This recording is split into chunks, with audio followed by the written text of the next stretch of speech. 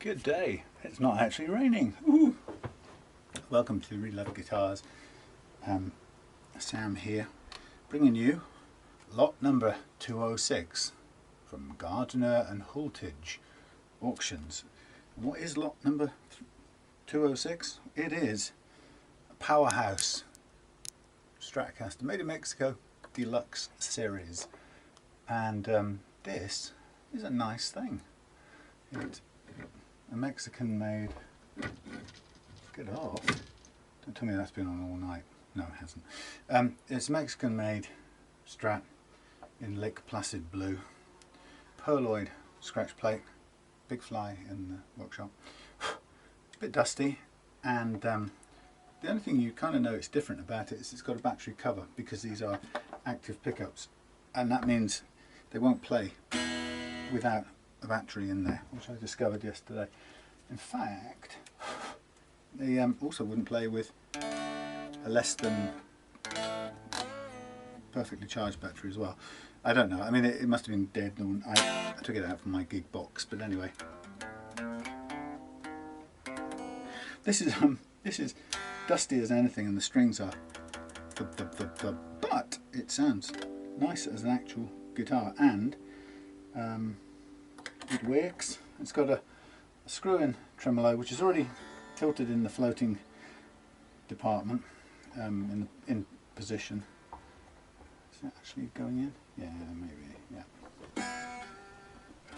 A little bit of slack in there, but a bit over the norm, but that's fine.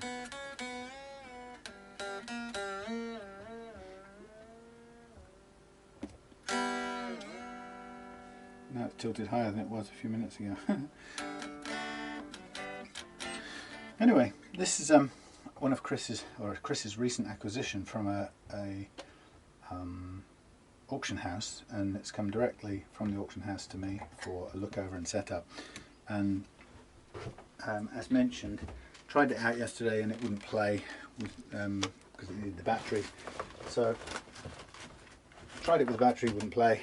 Charged some batteries fully and got it playing last night, and pleased to say it sounds fine, and just a bit dusty, but it's actually in you know, it feels good from the outset. So it's got quite nice low vintagey style frets.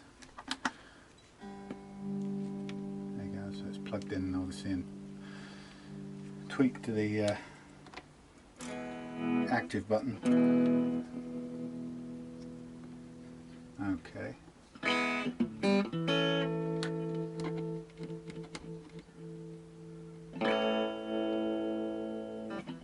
Something not quite right there, but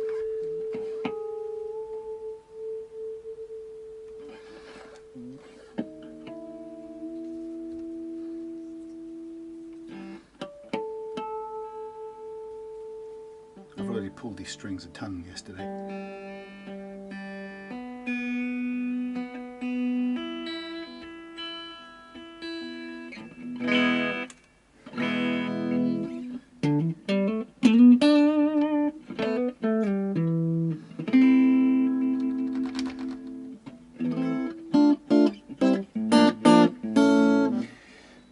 It's not staying in tune very well, partly because of the strings being so old, but I also think the nut is probably might be a bit sticky.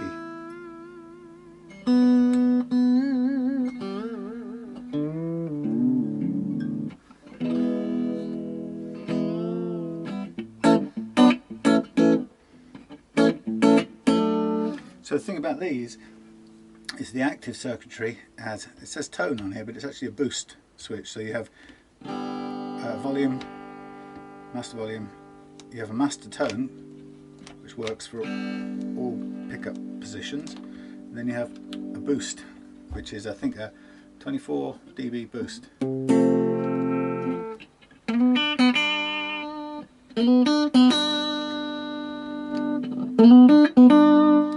Quite cool.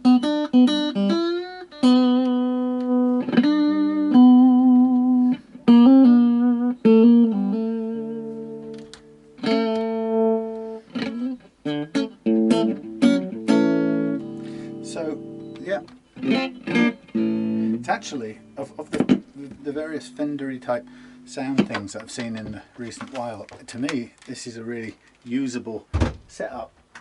I really like it on first impressions.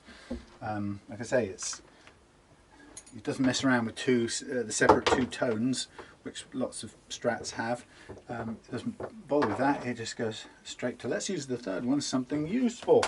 And it gives you that sort of that boost, 24 dB boost. Now there is a modification that people do on these, so I read, I'm talking like I know, but I only read it. There's a modification where they disconnect the resistors from this pot here, from the boost pot, and that gives them, gives you apparently 48 dB boost instead of just the 24. So, but actually to me that sounds pretty impressive, just that punch alone. I mean, you know, if you're having to go up that much more in playing in any situation, it's quite unusual. Now the checking on this, just straight in, I'm going to do a little measurement, but the action on here is fairly good. It's fairly good at both ends.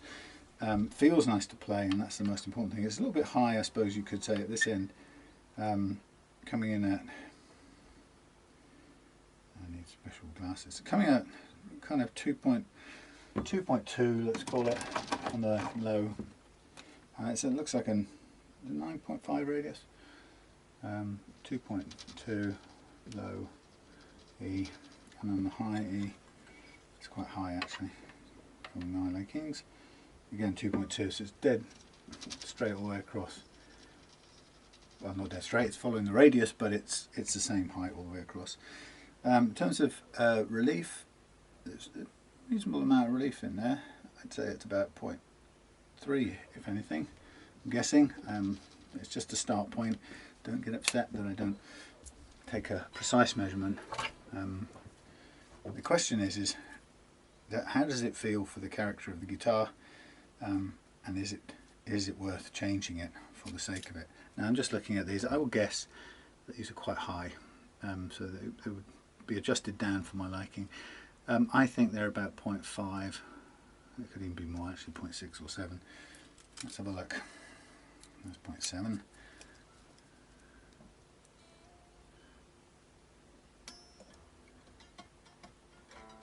Can't find my fingers. Yeah, it's just, that's 0.7, so 0.6, 0.65, something like that. So it's higher than it needs to be, so we can adjust those down. I took apart my famous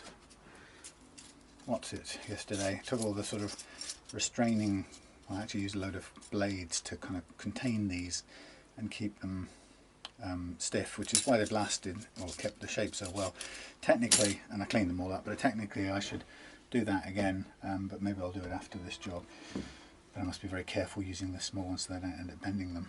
Now these frets on examination, they look leveled, so somebody's done some work on these.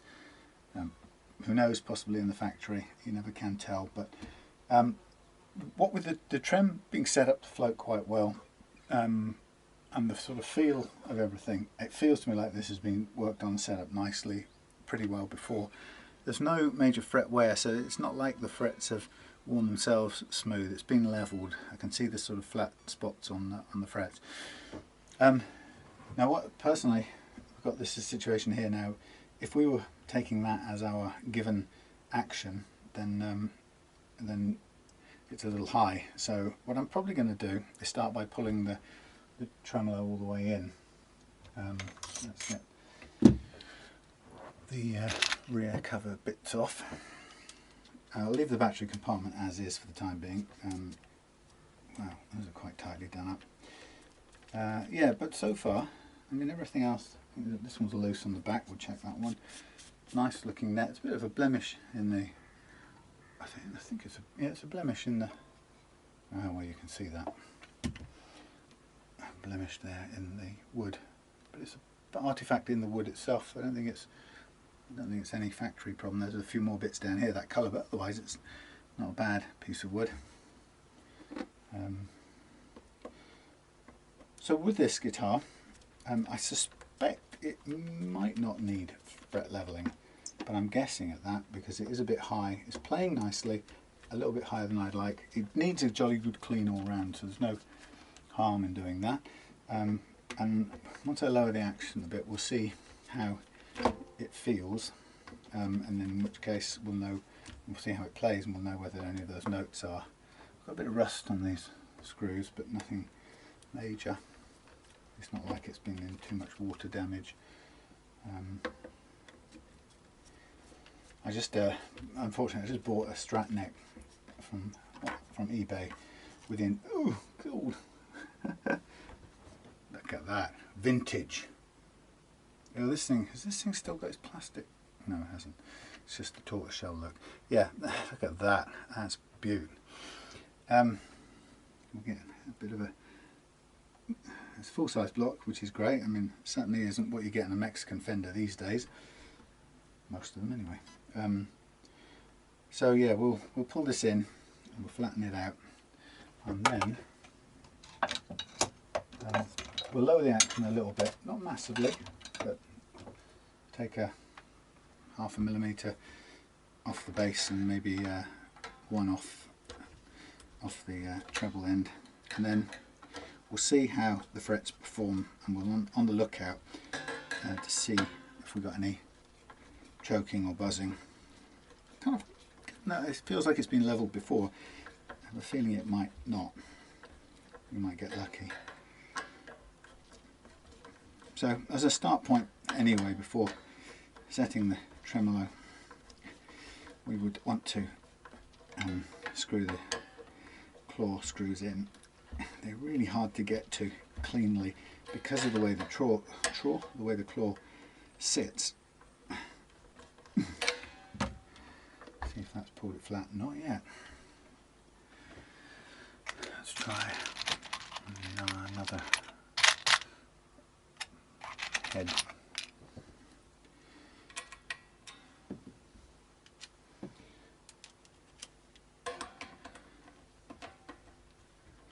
It's so difficult to get round. I have to use this one. It's difficult to get round the claw.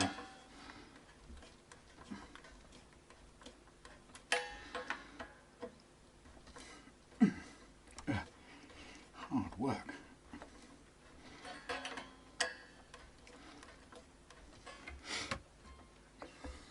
Getting there. What I haven't done is just check what the gauge of strings are on here.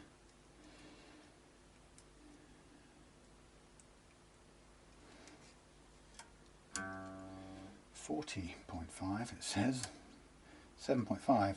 Ooh, these aren't 8s surely. Just check that. 9.5 on another go. 42. 9s. That'd be my call on that. So we'll get into flat condition any minute now. I can't reach with that one. Wishful thinking. With this kind of thing where you can't quite reach the screw in a straight line very well, you really have to push hard to get a solid grip. It's all too easy to scuff up these tremolo screws. Just looking to make sure we're nearly there.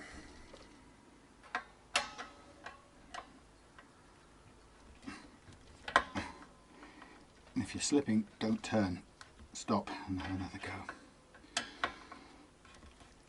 Yes, I'm hoping I could have got a bit of spraying done today in the non-rain, but it's not going to work. 76 humidity, which is just too much, really. Just a little bit more. That's quite a range actually. It's gone from all the way out to all the way in to get it decked down.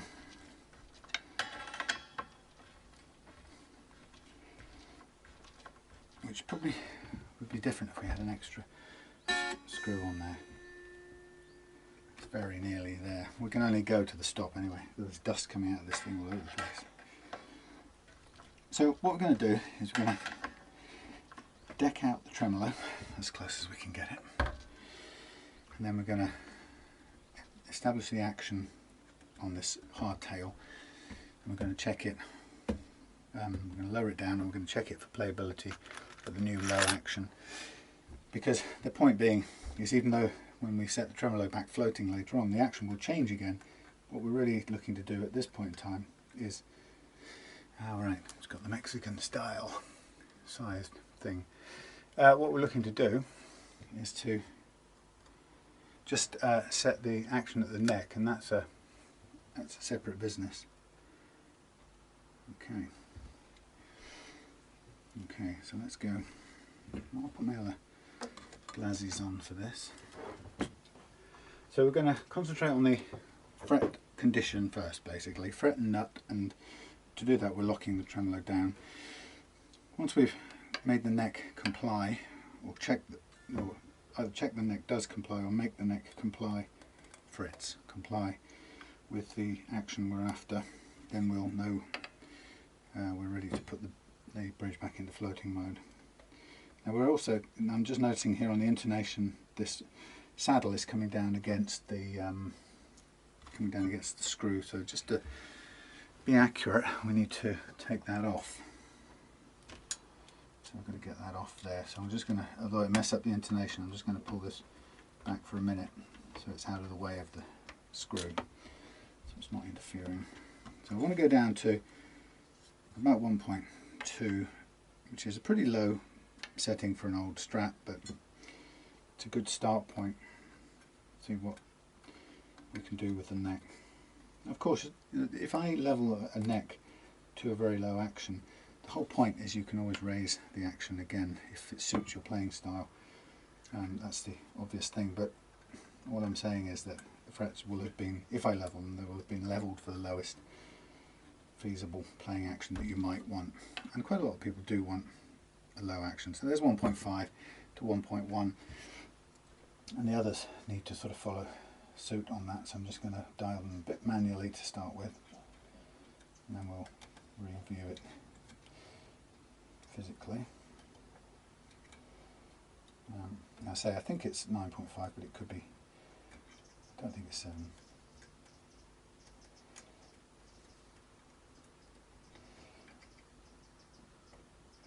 There are little miniature grub screws here, so this makes you have to go running for the right hex key.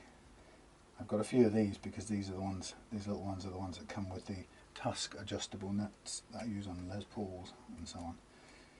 Okay, so we're trying to balance out these three.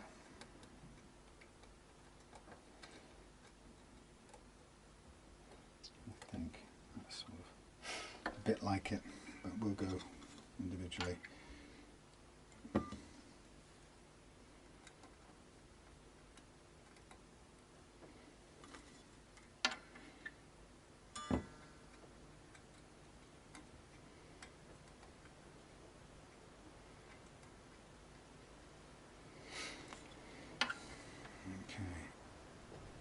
Good.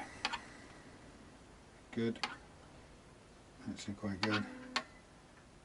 Bit low.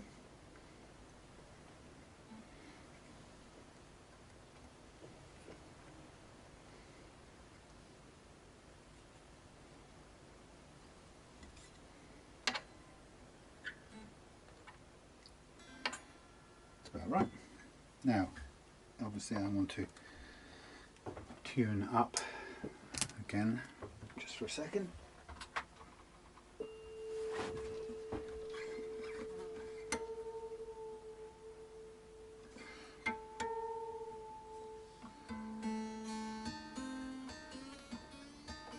Oh. What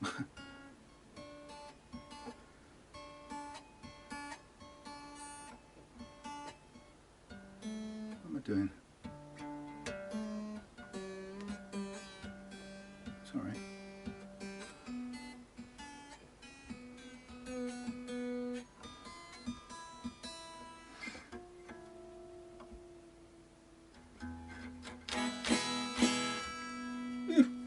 Fluff.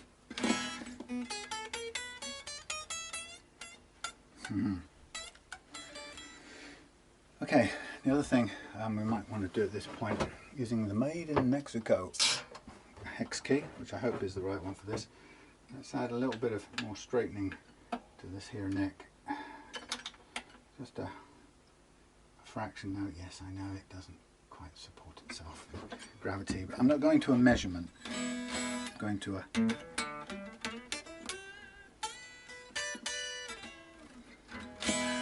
a feel. Now, having adjusted that, there will be a minor adjustment to this. Get the close-up glasses out. Okay, that's a little bit lower now. A little bit. So I'm going to do half a turn. That one's too high. Looking at the spread of things.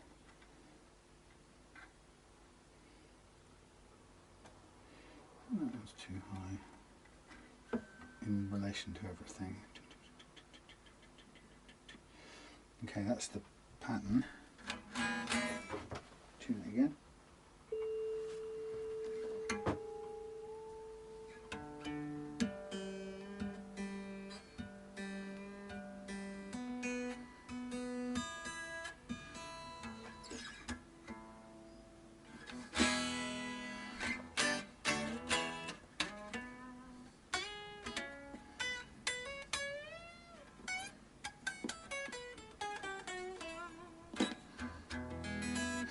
Okay, let's just check the relief.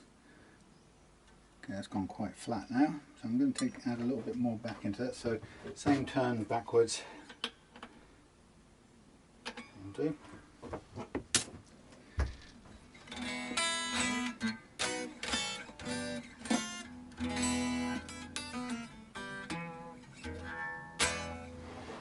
There's fluff coming off everywhere.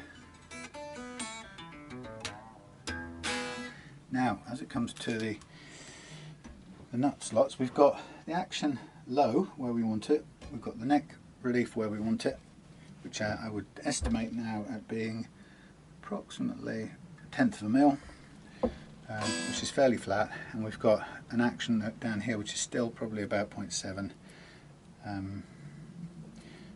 but we can go to, let's go to a conservative 0.4. Actually, it's good, it's come down. Well, nearly. So you know what? The G is the lowest, so we'll go off that. Alright, with the action coming down, that's obviously come down, but they're a bit uneven. Yep, the G is on the mark. So let me just line these up in the correct order. Them. Where's 42? 42, thank you. 32, 24, 16, 12. Okay.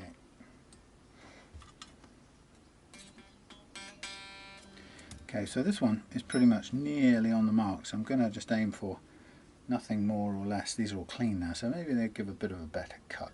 But the idea here is I'm just going to go for, that looks really tight. I'm going to go for a slight widening. Feels very tight.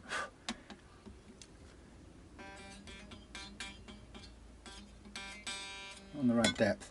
More than anything, it's a grip issue now, I think. So what I'm going to do is I'm going to use this file just to slightly loosen off the top of that, because we don't want it. See, that's weird. This is the correct one, yeah, 24 and up, yep.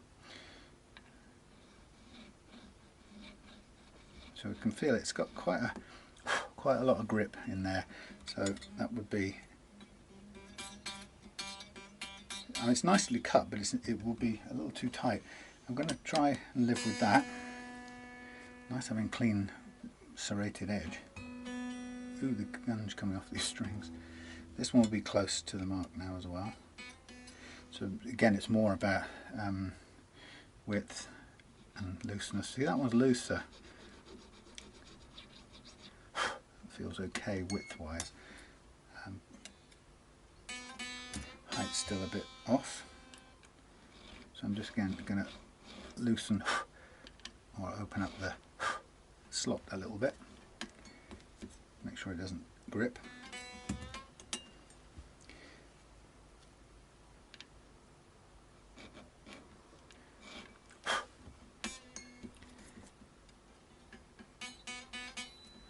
And just round out the bottom now with this.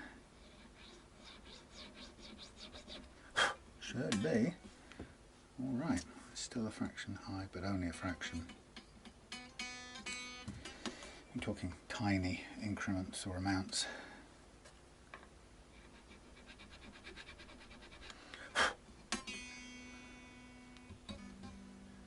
That's close enough.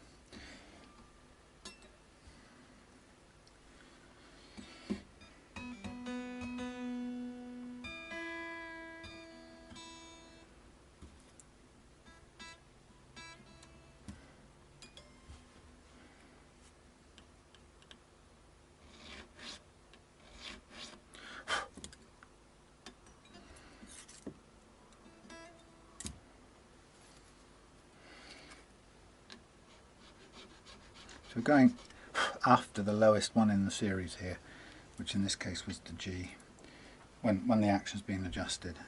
Before it was higher, obviously. But once you get all things being equal, you start to get closer to what the real height of the string is over the first fret.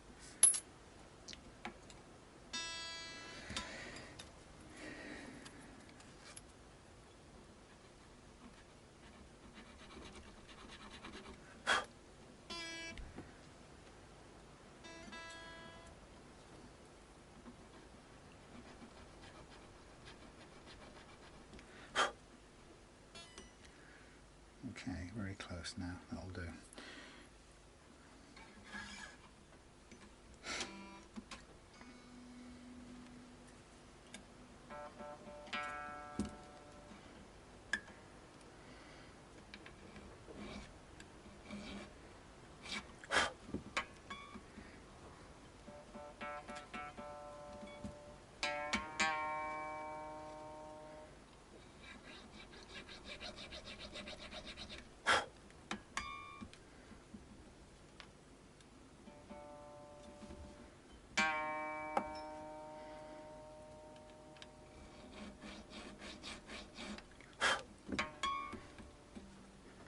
The benefit of getting this first fret nearly perfect, or as perfect as you can, is amazing, and people who've learned that aspect always come back to me and report that you know that the payoff has been immense.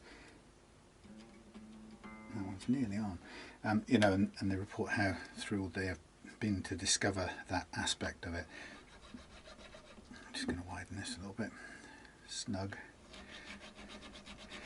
And it is, pound for pound, one of the best things you can do.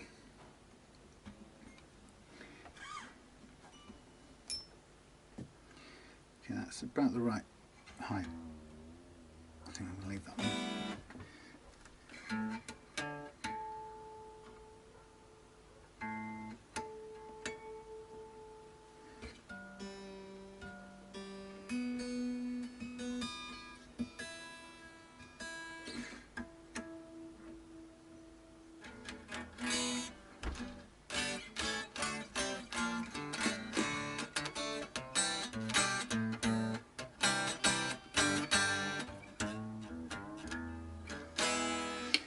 Okay, so the only question now is, let's just double check the action here. I think that's about a half a turn too low on all of them, so I'm going to go half a turn higher and revisit.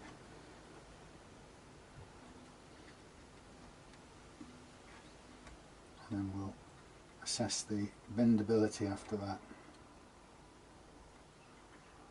Oops, that was rounding, stripping the thing. I'm going to make sure these little tiny hex keys go all the way in. You're liable to skid if you don't, if you're too close to the top. Yes, as I found out with this slightly dead neck that I bought, throw it away.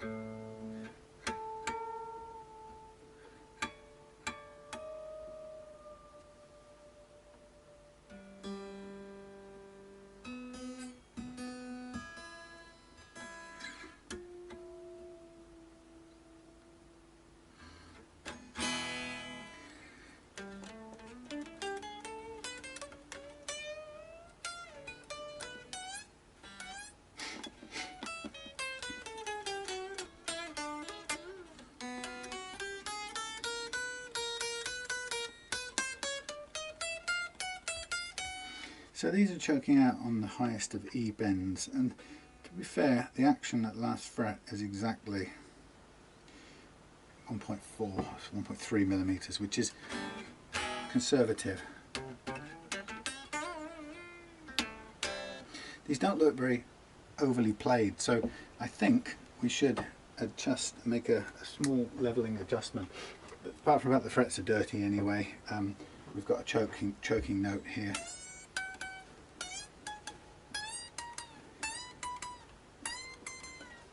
Make sure there's no pickups in the way.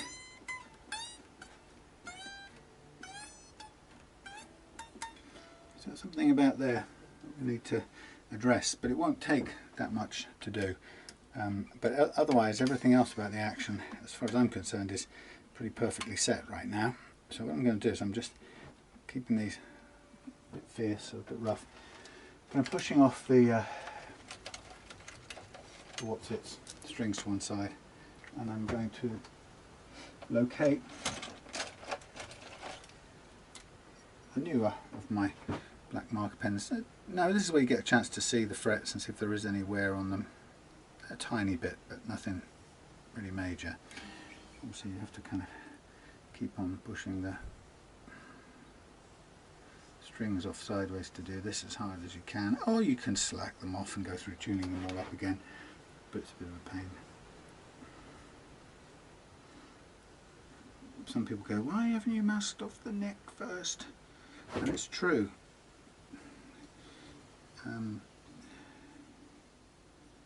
It is something that if you were doing this for the first time, get out of my face, you might want to do. I've done this a lot of times before, and I'm mostly confident that I can arc up these frets without running onto the maple. I say mostly.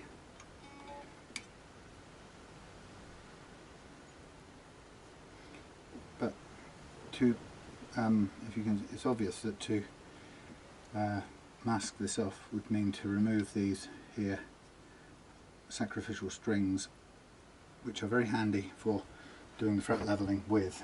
And the chances are they're so old that if I were to take these off now in order to mask off the fretboard, there's a high likelihood that one of these strings would break, in which case you have to start hunting for another set of strings to use to do the job, and it's a bit of a pain. So I'll get one more bit of tuning.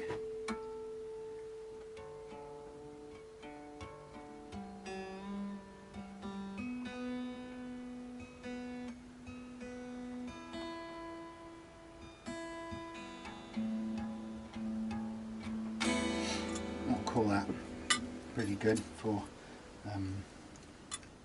tune. It only needs the neck to be loaded.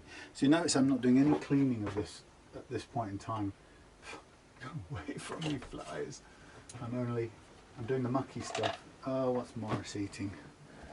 Holy, what have you got, Morris? How much electricity is in this battery? Probably not a lot. Oh, none. Are you kidding me? Well, the answer to that was no power. So I couldn't take you for a trip to see Morris eating whatever it is he's caught. But he seems to be enjoying it. Don't get anything stuck in your throat this time. Last time he definitely got something sharp in there and he was uncomfortable for a couple of days, and we had to take him to the vet, and I thought for a minute it was going to be hundreds of pounds worth of vet bills, and anyway. Alright, yeah, so the point I think I was making before Morris's wildlife killing interrupted, is that I'm doing the sort of mucky stuff first using the old strings in their yeah, sacrificial mode, which is really kind of a useful thing to do with them. So what I'm going to do is I'm just going to adjust the curve on this rod until it matches the one on the neck, and it's actually very, in both cases, I mean in the case of the neck it's very small amount of curvature. If you remember, we're about 1 millimetre, and that now matches, so I can do my first little line of levelling. Now the thing about levelling here is that all the notes pretty much on this E track play, because first of all the individual notes play all the way across the guitar. What we've got is a bit of choking when it comes to the bend side of things, and that's what we'll take care of. Now I'm just looking at the way that these frets are cutting, and in fact they're cutting and showing the previous level flat spots. There's no way I've cut them down to where they are, and when they've been leveled before, your fret leveling, the first few touches of it just basically show up. It actually would be useful. Was that nice? Yes. Tasty? Good. I don't want to kind of kiss you right now because you sort of covered in mouse juice, but actually it was a bowl, wasn't it? You're not eating it all. Okay. Okay. Got Hugh coming over to pick up his guitar. Oh, yeah. Hello there. Murderer. Can I just take a close-up picture? Not the best camera for it. Camera work, please. Oh. I actually shut down because I hit it. Can you believe it? Oh my god. Isn't that absolutely...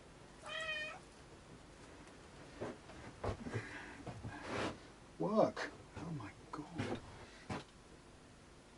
Can you jump down? There's a good boy. I don't want you to be sick with your lunch. Right, now let's try and get this close-up picture-ish.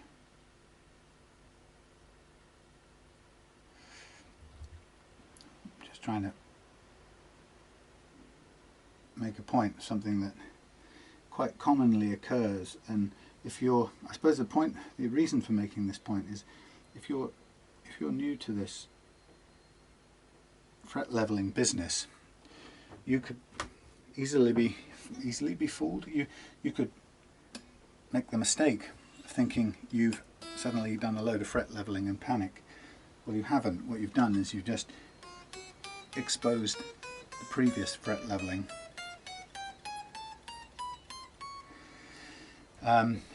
because it's that shape already under there. It's just not showing until you've put some marker pen on it, or I've put some marker pen on it, and run the beam across it. Now we kind of knew that the first fret, the E string, was playing pretty much okay as it was, and probably don't need really much in the way of any leveling on that, or the B actually. It's going to be over in the G area where you're pushing the high E or the B across is going to be the problem.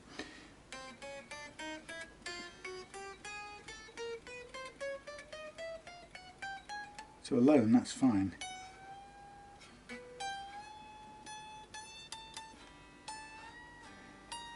So now I'm pushing the E all the way into the far side of the B track, and it's all playing okay. It's the E hitting the top of the hill, really. That's the challenge. So it's when the E comes up the hill, hits the top of the hill, and worse yet, goes over the top of the hill and starts going downwards, you start to, or you run into the real problems. Now I'm just looking at this is now a little bit over curved for this part of the neck relief. Radius is the word. That's on. So this is the critical one. This is always the one that, remember, all the notes are playing pretty well. What we're doing is we're trying to address the little bit of choking out at the nice low action on the high E when it's being bent across. Now, given that somebody's already done some leveling on here, we're sort of doing a bit more on top of that to free up really that one or two bends in that place. So I'm kind of concentrating much more on this end of things. And what we're going to see is, of course, all the notes will play.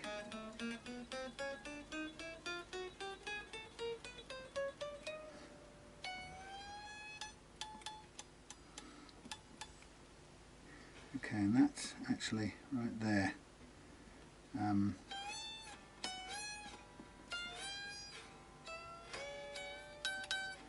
So I think we've got a little low spot here that's causing this.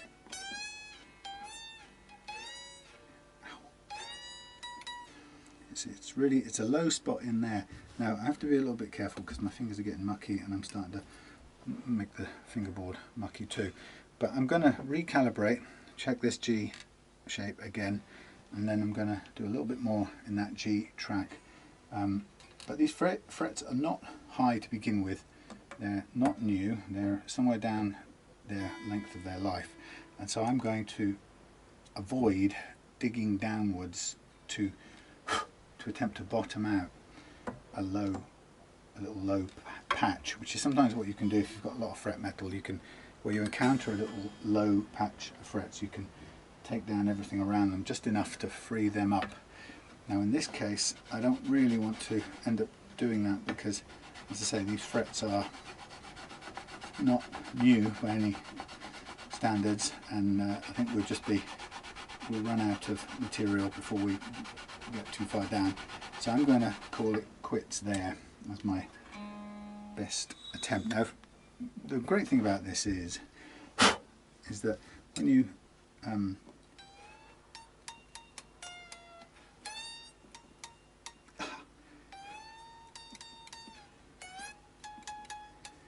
okay, so we've got a low spot. It's just, what was that?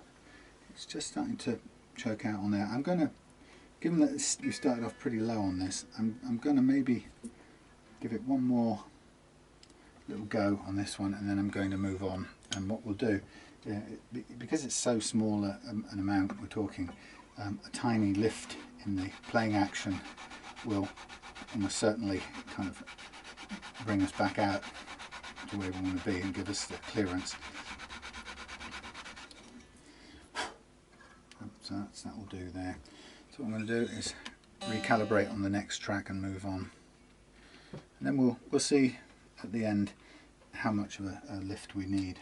But that's a good thing about starting on a really low and challenging action to begin with, is that if you encounter that sort of neither here nor there situation with a low, often a pair or two or three low frets in a cluster, for some reason, maybe it's just a little dip in the fingerboard or something, you get that, and then it makes the following few frets effectively high, and then that puts you in the conundrum of, do you chase it out with fret leveling, in which case you have to figure out whether you've got the material to do it, or do you kind of go so far and then compromise with the action for the remainder.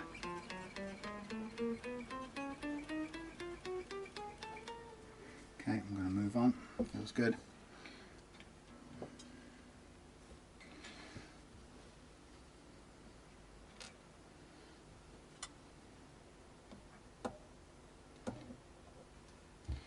Okay.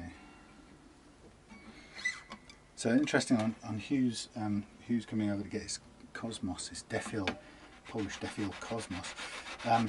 He wanted 9s on it, and I started out with, I put 9s on it to do the setup part, and they played incredibly loosely, and I just don't know, I'm still quite mystified what it is about that guitar that makes them play and feel that way.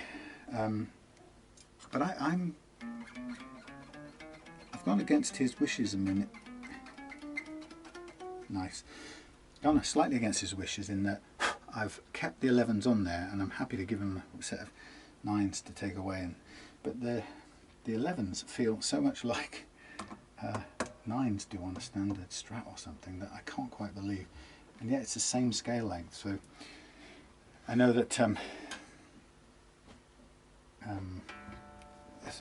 folks have suggested it has to do with the type of bridge and the, you know, the way the strings go beyond the bridge and so on. And I'm not entirely convinced, because the bridge on that guitar is effectively it's like a tune-o-matic bridge in effect. It's a set radius bridge on a set of posts. Okay, that's that done. So it doesn't adequately explain it to my satisfaction. Anyway, whether it does or not is a moot point. But what I wanted to experience is the this guitar with 11s on, because I can bend them, and I'm hopeless. I haven't got any strength in my fingers, so normally, you know, 11s I couldn't touch. I could barely bend 10s, let alone 11s, and yet this thing I can bend them. So there's either something weird metaphysical going on. Well, there is something weird and metaphysical going on that I just don't understand. Now, here we're faced with a question. Okay, we've leveled the frets for the chosen action, or a low action, and now I'm going to throw away these old strings that have done good service, and now the time's come to clean the whole guitar, because it is very dirty. It's obviously been played at some point but left stand for a long time. So here comes, there'll be a load of dust that comes flying out. He's got Fender bullet type strings on, or whatever they call them, those Fender strings. Anyway, so I'm going to clean everything, and I think, you know, some people, there are times when you think, oh, let's leave the original patina on these things because it's old and it's meant to be old and nobody's trying to pretend it isn't. However, there are times when you kind of look at it and you think, actually this is in such a nice condition, this deserves to be shiny and reasonably new looking. So I'm going to take it all apart insofar as the, you know, getting at all the bits that need cleaning. So tuners off, clean the headstock, polish it, obviously clean and polish out the frets and all of that stuff. But take this out, hoover it, vacuum it, get the dust out, and clean this bridge up because it's got grubby over the years. You know, I haven't done it before and after pictures because I know that Chris will have seen it in some detail from the auction listing, so he'll know the condition it's in. So I don't have to sort of impress him with you. Oh, look, it's gone from this to this, sort of thing. Now I'm just taking off some of the dust, most of the dust. It's all in a sort of satin finish, a bit of bubbling on the fender there, a bit of careful of, but yes, it's not going to come to a bright shine, but it can be cleaned up, and certainly this bridge is, could do with a clean up.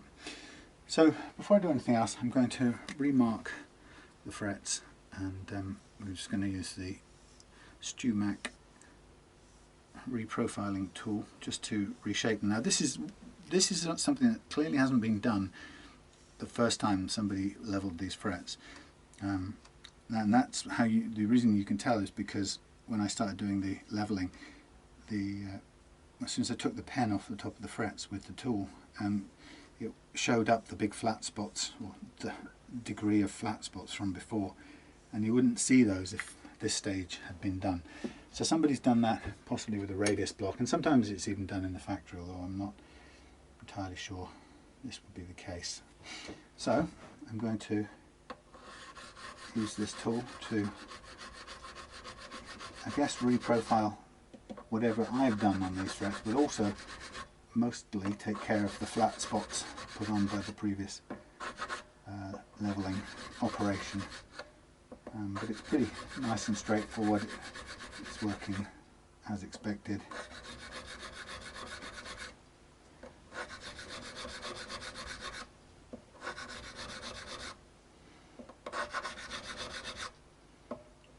I think the explanation for why, if and why people don't do this part, is if they don't have this tool, then it's actually quite a long process with a hand tool, quite a delicate process, and I guess it's not, by the time somebody's lowered some frets and got rid of annoying buzz, this bit is about kind of correcting any poor intonation issues that come as a result of having flattened the top of the fret. But to be fair, for most players they'll be so minor that, you know, they'll if they've done a bit of levelling, they'll be happy that they've cleared the fret and it's no longer choking, and then they'll play on. This bit is a sort of nicety for most people, like I say, particularly if you haven't got this tool or something similar. I also think on the occasions when I've suspected it's been done in a factory prior to the guitar shipping out, it's not because they don't have any tools that it isn't taken care of. It's actually expedient that you can get it out the door very quickly if you don't go through the reprofiling process, because you can put a sort of radius block over it to clean off, to level off the frets, and then kind of basically put this whole thing up against a buffing wheel, and you know, you're out the door ready to dispatch it off to the retailer. So careful when you're doing this anyway. You can't really do this even if you did this with the masking tape on. The masking tape would turn to mush, so in a way you always have to deal, if you're doing any fret leveling, you always have to deal with some marker pen residue in such a way that it's going to be potentially in contact with the wood. And what you just need to be able to do is just get rid of it very quickly before it dries or makes a mark. I say wood, I mean the finish. But mainly once you've got the sort of residual marker pen out of the way, you're kind of safer from that point onwards, and then we'll be sort of getting ready to be able to mask it off and clean out or polish out the frets individually. Now at this point, I've taken the pen off the frets, but now I'm kind of thinking about the frets themselves, so I go down here with a bit of a grime remover mindset. It's not obviously a very clean cloth I'm starting with, but it's a combination of that and some naphtha solvent, or in this case Coleman's cooking fluid. I'm just concentrating on finger grease of old now.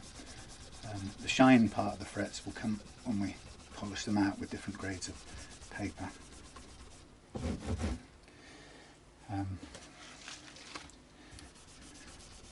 It's when you go to polish out the frets on a maple neck like this, cleaning the board before you do the masking tape is always good, because it removes any finger grease and helps the masking tape stick to here and stay in place while you're doing the fret cleaning. While we're at it, it doesn't hurt to get some of the major stuff off.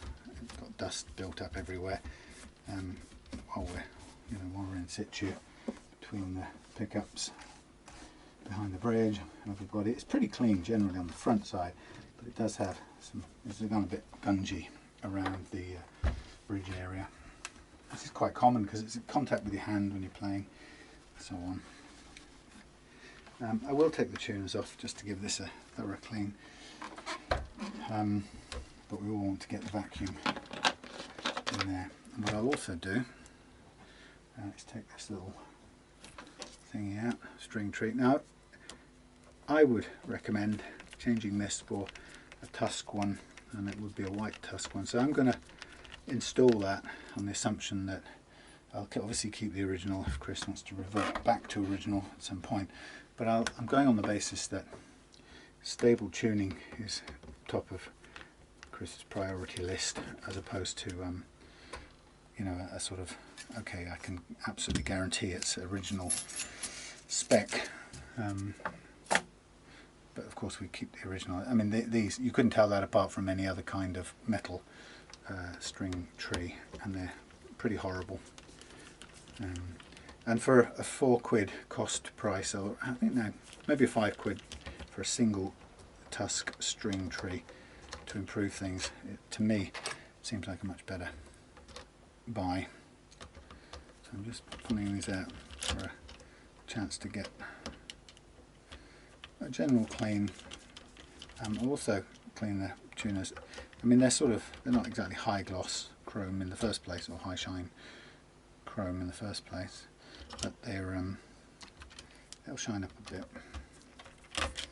And certainly the buttons on them have gone all grey and sticky after years of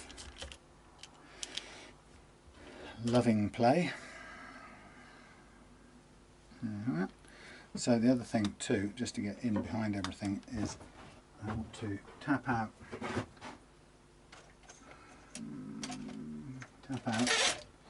the ferrules so that I can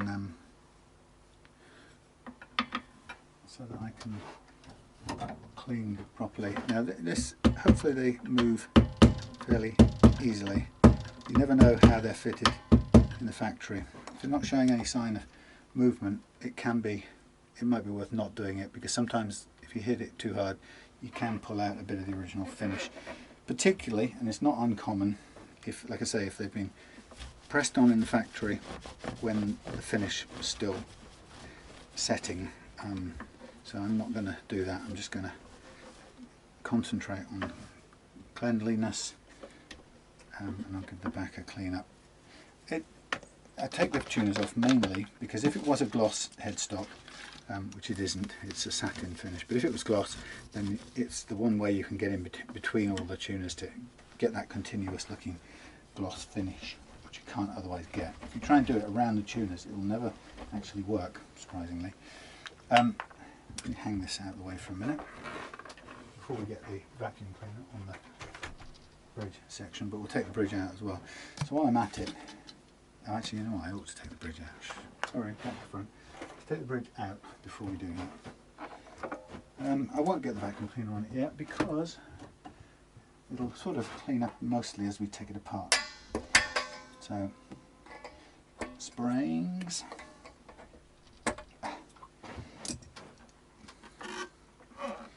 And followed by tremolo screws. Now what sort of screw heads are these? These are standard. Where's my... not there, not there, not there. There.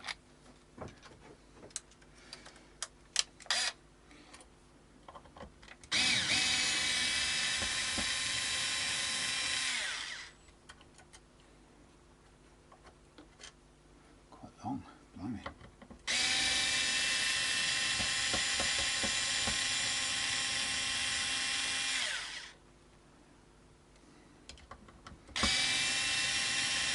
I want to look under here too, because I want to see the boost circuit. Nosy.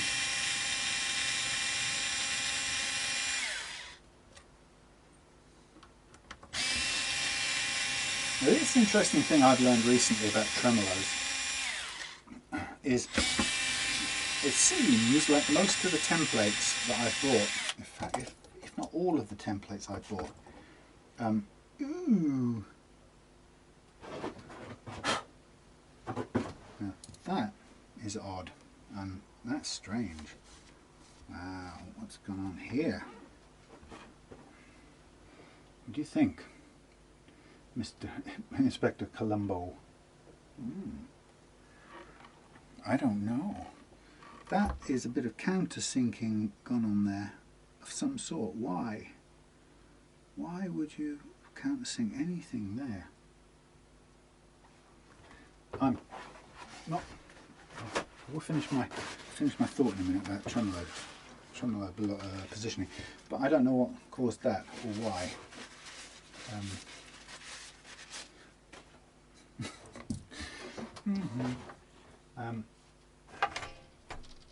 Stay. Yeah, no, I don't understand. Anyway, yeah, thought about.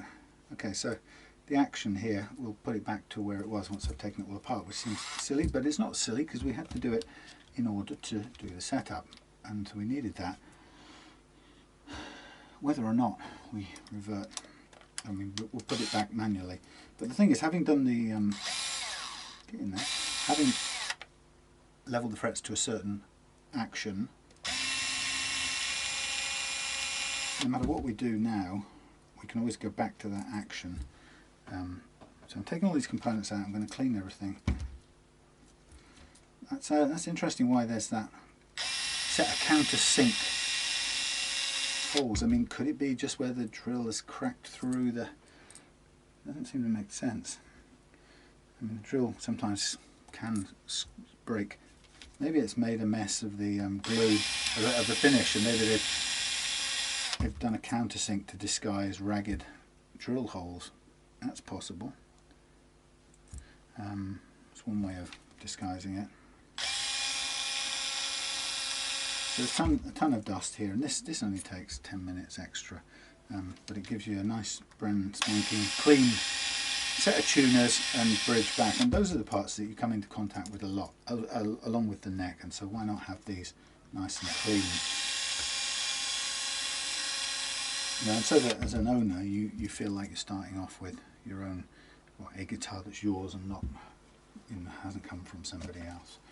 Now if we're in the mood, if we want this to be ultra high shine, I mean it's pretty good as it is, but if we needed to we could get the old chrome polish on here, but I actually don't think there's any need for it.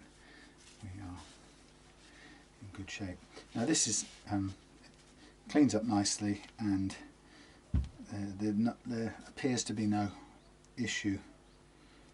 Screw sits slightly proud, which is a bit weird, but otherwise this block all looks good, and it's steel, so it's not going to crumble away the way a little bit of tightening to do. It's not going to crumble the way the alloy stuff does. So we want to get a little tiny bit of cleaner on here. I always somehow know where my autosol stuff is. I'll just get that on there for a bit of a extra shine up. Hooray! That's the easy bit. It's these fiddly little things that are harder, but obviously I'm not going to put this stuff on those, or the tuners for that matter. I don't want any abrasive stuff getting into the tuners. So really all I'm going to do with this is, you could do a couple of things. You could dump all these into some solvent and leave them. They're only metal. I mean, they're not going to shine up on a good day, but there's loads of dust that we can get rid of.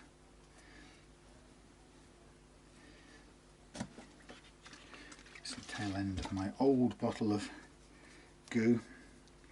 So really it's just about knowing they're clean. That's my concern. I don't want them shining like chrome, nor those. I just don't want them dirty. Get the bulk of the dust and grime off them. I mean, they're vintage. They're not going to shine up brand new. Well, they could do if you put the old autosol on them. But the thing with that is, if you did, then you also then have to clean them off thoroughly, soaking them in some solvent again, because the autosol stuff reacts with the hand, and you can think you've got it all clean, and then a bit later on you put a guitar back together again, somebody handles it, and they've got black stuff all over them. Okay, so this is, I think this is tired chrome finish, so I'm just going for a bit of a clean up. I'm not going for a polish. Okay, it's got an aged look. I don't think it's been done artificially. I think it's how it is from use. So we'll get most of the grime off, and then call it quits. Again, not hard to do, but it just takes a bit of time. And you can't be too perfectionist with it. Like I say, you're not going to get it to a showroom shine. I just want to get the bulk of goo and DNA gone from the previous owner.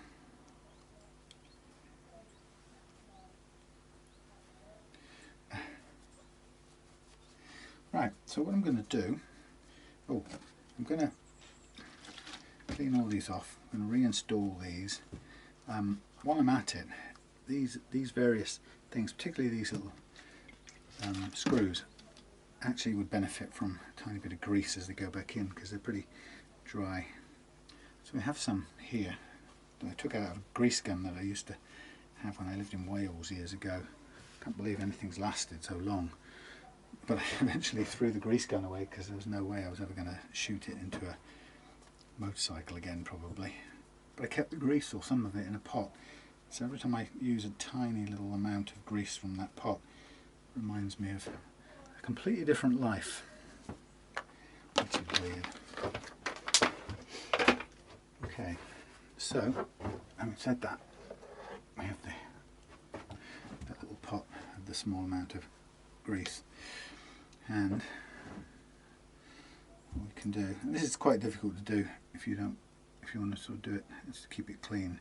It's quite hard to get grease on there, get that through there, that on there, that on there, and this one, whilst keeping the underside of it cleanish. But you sort of can get there. So it just helps to offset the dryness of this. And any excess grease that sticks out the back there we can always wipe off.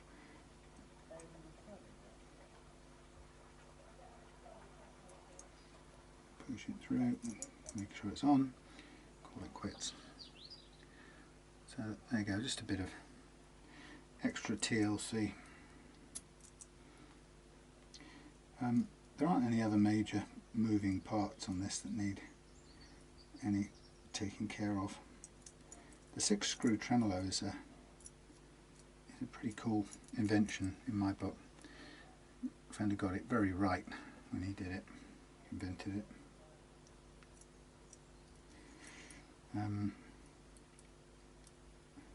it works brilliantly on the basis of the 6 screws. And some people, I guess someone somewhere along the line thought, oh no, we can improve on this by having it all pivot on 2 ultra precise points, and so far in my experience that hasn't necessarily panned out. In fact, a lot of 2-point guitars that I've come across end up suffering from damage because the loading is too great on the wood. It's all loaded into 2 points, obviously, and you have to drill pretty big anchor holes to get those posts in that hold the 2-point posts in place. So that actually quite often ends up splitting the place where. Now that's interesting. These are running on 2 short screws. What did I say before? That was. Have I lost my mind? No, I haven't lost my mind. That's really weird. That was close to, right, I said I had to back that off, didn't I? Am I gone mad? I had to back that off, and I backed it off. But it's not quite, oh, maybe it is at its full extent. Yeah, okay, I'll let it off. I just thought these could have been a bit longer. Never mind. I thought for a minute they were too short, but they're just about right. Now I'll just put these into a staggered pattern, kind of ready.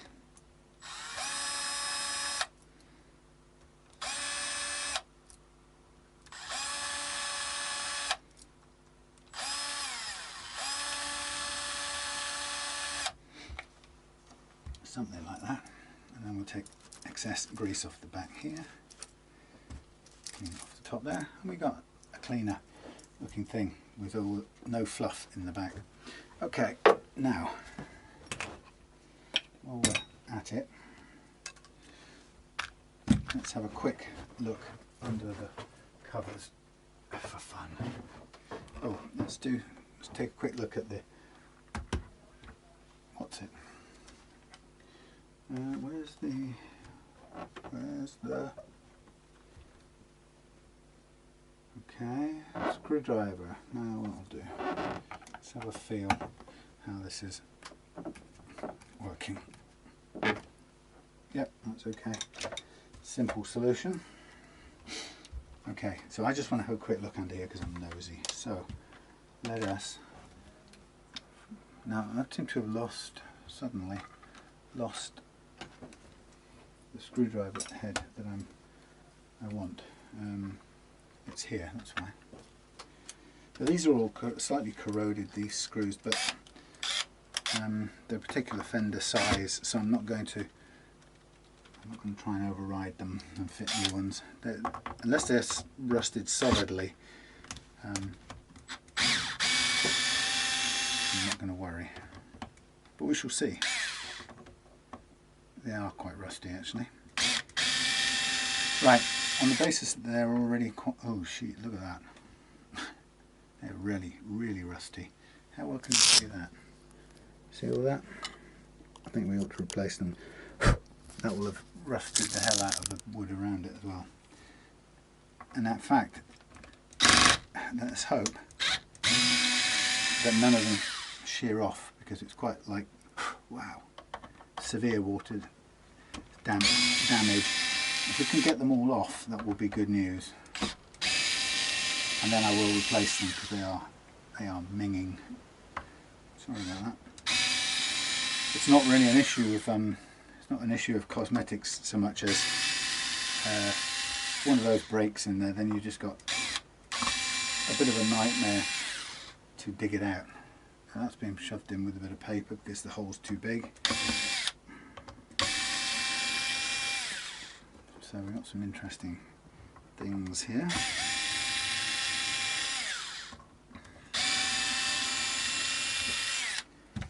Okay. Quick double check, sanity check. What is going on here?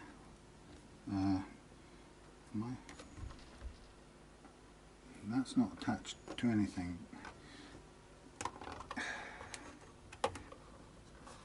Ooh, okay, that's why it was sticky. Ew, right, there's. Oh, of course, I forgot. It's got a dummy coil, isn't it? Yes. Look at this. Looky, look. Dun, da, da, da. There's the dummy coil. I should know. I've done that myself. Woo! There's the standard stuff. 23rd of March 1998. Pig 8. Whatever that means. There's your dummy coil, look, just floating around. There's your controller board for your boost. Wow. And the battery's in the back. Now, the thing about this, right now, you still running? Yeah, you're running. I think it's all working okay. The thing about this, right in the second, is I'm going to replace these screws. I also have to work out where that dummy coil sits exactly.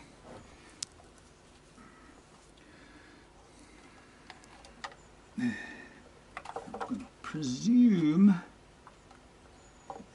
is it face down? Let's try it face down. I'm hoping it is. Oh, great. Nicely done. So it's got the fit somewhere. Oh, hellfire. Out of the way of these pots. I know this feeling because I've done this exact same thing myself.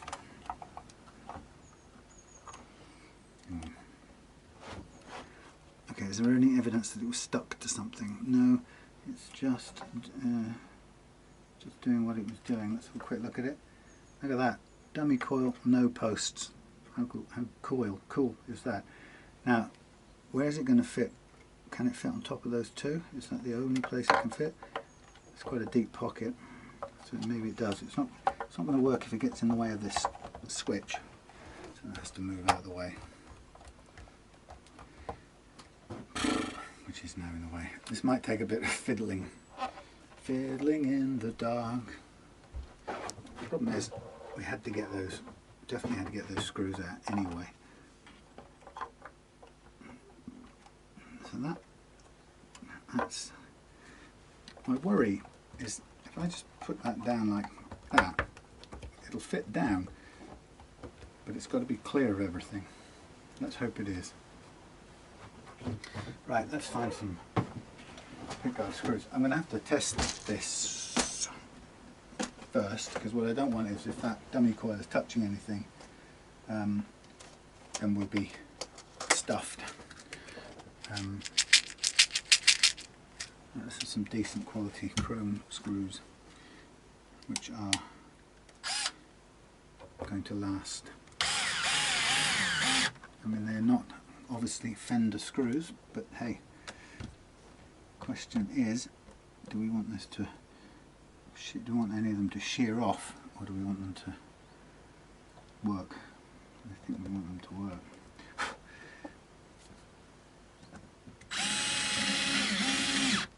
So this is pulled into its correct place. You can see the rust around these, it's horrible. And what we'll just do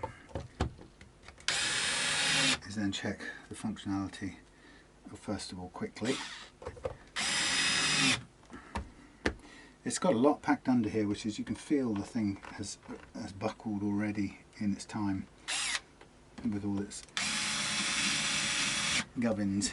I mean, it works, but it's a full hippo, we might call it. So nice clean new screws. I've bought second-hand Strat type guitars that, you know, I knew were old and tired, and I've got them delivered. In fact, every single one of these screws sheared off, trying to undo them. Every single one. I've had to dig out every single one by one. Just the way it is, I'm afraid. And that's what happens when they get damp. And often it's got to be a bit more than just damp. So I think it has to be, in some cases they get wet, and then they sit wet where the water's gone into, you know, maybe if it goes out in the rain, or it sits in the rain, or rain gets in the attic, or whatever. Sorry, crap adjustment. Whatever causes it, but the water somehow gets into the cavity where the screw goes, and then together the screw body rots. In fact, I'll keep these out because all of these other ones on the back are rotten as well. Yeah, the screw rots inside that cavity with the water that's pooled or collected in there, and then you've got a mess. And if it stays damp long enough, you end up with yeah, sheared off screws. Now I'm just looking at these things. Why have these been dug out the way they have? I don't know. I think it might be what I thought, which is the screw has ripped the paintwork and they've tidied it up, maybe. Can't see any other reason. These are okay, there's no water that's gone into those. Then again, looking at these, they might be new anyway.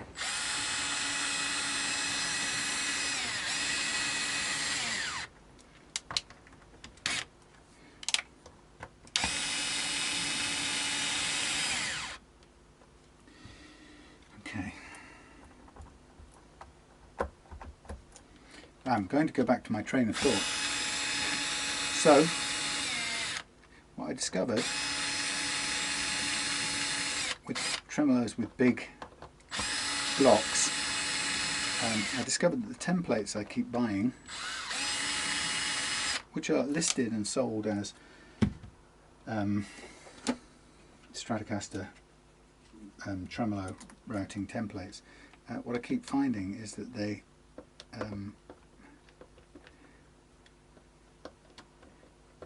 the default holes that they're drilled into them don't permit the fitting of a large bridge. So for example, if you buy a kit or a template and then you go to fit one of these large bridges on, see, that's interesting. That's quite relatively tight. Why is that? It's really interesting. What have they got wrong here? There's something wrong with this. That should be looser than that. Yeah, so anyway, the point is that when they do this, they these holes are at such a point where if you fitted a standard zinc alloy bridge into there with the zinc alloy block, you can do this and it moves, right? However, it's really weird what's hitting this. This is odd. Is that something to do with those holes?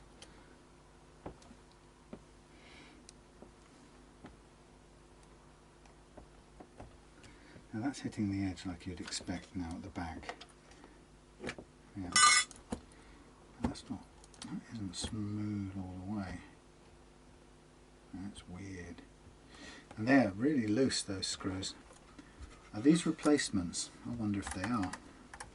In fact, I've got a feeling they are. Remember how, I'm going to finish my thought in a minute, my train of thought. Remember as they came out I said those are long, right? The fact that these are unrusted and they're long makes me think they're a replacement, because these original things are rusted. I think they're, oh God, these are all knackered as well. I think they're a replacement, and I think they're too long, but they're in there now. But I think they're obstructing. I think they're slightly too wide at the front. Oh my God, that is rusted to. Look at the dust coming out of that. You can't see it because the hands are dirty anyway. That is falling apart. Yeah, I think those are the wrong. By the way, that has a stereo jack.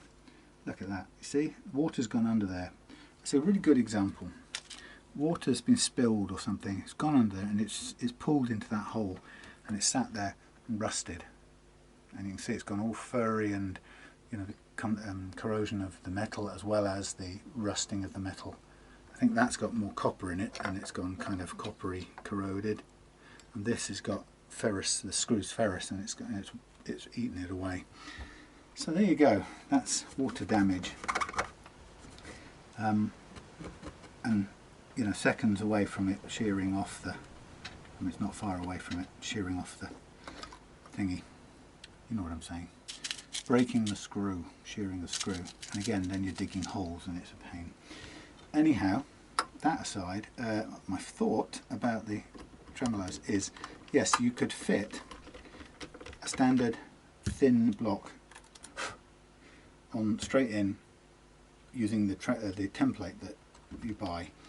In other words, you route the hole here, the route one at the back, and then you follow the guidelines of where these holes sit on the template. But when you do that, what happens is this will not. If you have a heavy block, full weight block, the full weight block is too close to the back of this on those templates, and it clonks, and you can't get a range of movement. So in order to get the range of movement, you have to come forwards. Now I'm going to just check something, because I think this is wrong, and I'm going to take a fairly standard tremolo screw. Given that my unerring instinct said it's too long, I'm going to try and find a tremolo screw. I've probably got one somewhere in a department. Tremolo springs, mini screws, 2 posts, nut blanks, tremolo type screws.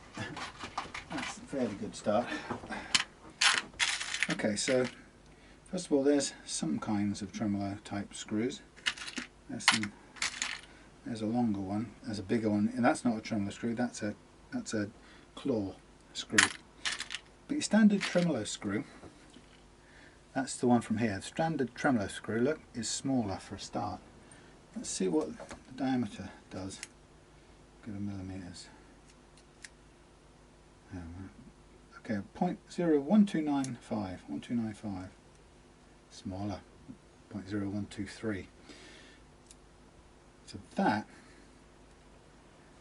Now, this is interesting. Let's pick 6 of these standard jobbies. Now, this isn't necessarily going to work because the holes are already being drilled. But let's just look at this in principle. Right? Let's go to the principle of the thing. If we were to replace these fellas with 6 of these, here's my guess. This tremolo will move more smoothly. Well, let's just clarify first of all that they're all the same size. 2.4, 1.22, 1.23. That's pretty close. 1.22, 1.24, 2.2. I mean, let's try and keep it. Okay, 1.34. That's not like the others. What are these? 2.3. I'm trying to do it on site and get them. Okay, 2.25. 2.3 is good enough. 2.25. Yes. 2.2. Yes. 2.25. Yes. 2.4. Bigger. 2.2. Okay, there's 6 at the 0.22 Strat. I mean, when I say bigger, by the way, none of them are still as big as this. And then we have a total thread gauge. Oh, what time is it? Thread size of 138 versus 149. Ah, right. Hang on. Now, how does that work? Okay, we've got wider thread than the actual head. That's not so good. Well, it is so good. That's the point. It is so good because what we care about is the passage. We care about the dimensions of this compared to the hole. What I'm alleging is this is too big for this hole, which is why it isn't moving freely. Right now, if we were to replace this, it'll bite a little harder on the surrounds. But what we'll get, let's take them out. What we'll get is 6 screws, which I believe will allow this to move freely. There's no harm done if it doesn't, because we'll just replace these. But there's something wrong with the way that moves. That should be completely free flopping, and it isn't. And that will have a really negative impact on how it stays in tune or doesn't. So we need to take care of that now. So like I say, we've gone to a slightly narrower size.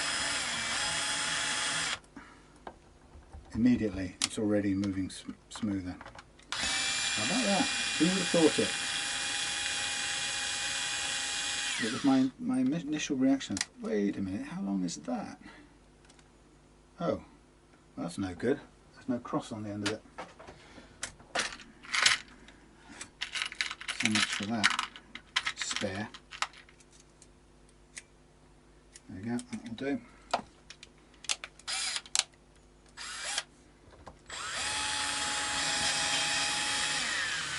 So it's not really the diameter of the screw thread that's the issue here. It's this, and I found this before, it's the relationship between the thickness, diameter of this clear bit, which acts as the pivot, and the size of the hole. Look at that. Completely right. That's exactly how it should be. Ah, success. So what we're going to do is we're going to go backwards and do what we were doing before. And we're going to just tap this down and get out of the way. We're going to tap this down until it starts to move the tremolo plate. So we hold the plate down and we tighten until that moves it and let go. And we do the same for all of them, basically. And use your fingers as the guide. As soon as you feel that gripping and moving the plate, back it off. Plate moves back off. And then you've got the perfect grip on all of them. Plate moves back off. And you can really feel it, so your fingers are, now that one's interesting, that one's pulling down early. Now I don't know why that is. Is there something obstructing underneath that's causing that to stick up? Possibly. Is there something on that head of this thing that's not right? Possibly. Let's just double check. So something, could even be something, that hole under there might be something that's causing this. There might be a pivot that's under there that this is bouncing off. No, that's too big according to this one. I mean, only by 100th of a mil, but I'm being particular here. 23.5. I want a 22.5 one.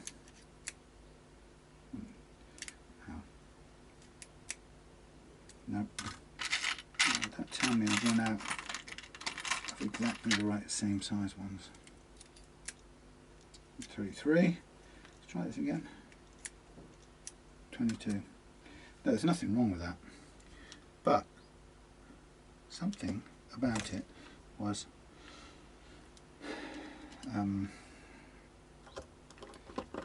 pressing down a little bit earlier. Well, what we'll do is we'll just leave it a little bit higher up. Feel it going down. Okay, so that's what you want. But there's still interesting, a little bit of flop here. Why is that? I mean, it's much looser the way it should have been first time round. But I'm trying to see there's a little bit of, when it sits down there, and it will sit flat back, but it kind of doesn't automatically want to. Is it even? But it will do under spring pressure. That's the point. Let's just do these by a tiny fraction more, quarter of a turn each or something, fraction. Let's see if we get it sitting. It's that one there. I saw it right there. So there's something on the surface of the finish or under the plate that was just causing that one to. There you go. That's what you want. Flat, bang on the floor. So the idea is you're going to have to kind of suck it and see, but you want to get as close as you can without that, before that starts changing action. That's okay.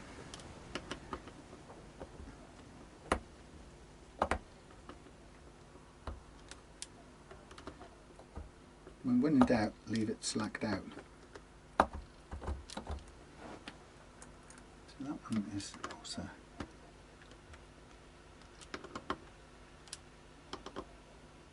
It's that one. Okay, that one for some reason, and it could be these two here. Could be there's something they're sat on that's causing it to. And I'm not going to pull them all out again to look, but there's something those middle ones are touching underneath here, which is causing it to sit proud. It's like a little pivot or something in the way. But I'm happy that there's enough grip on those to do the job, and I can get all the other ones down a bit as well. It's fine. I can even probably do these two inside ones a little bit more.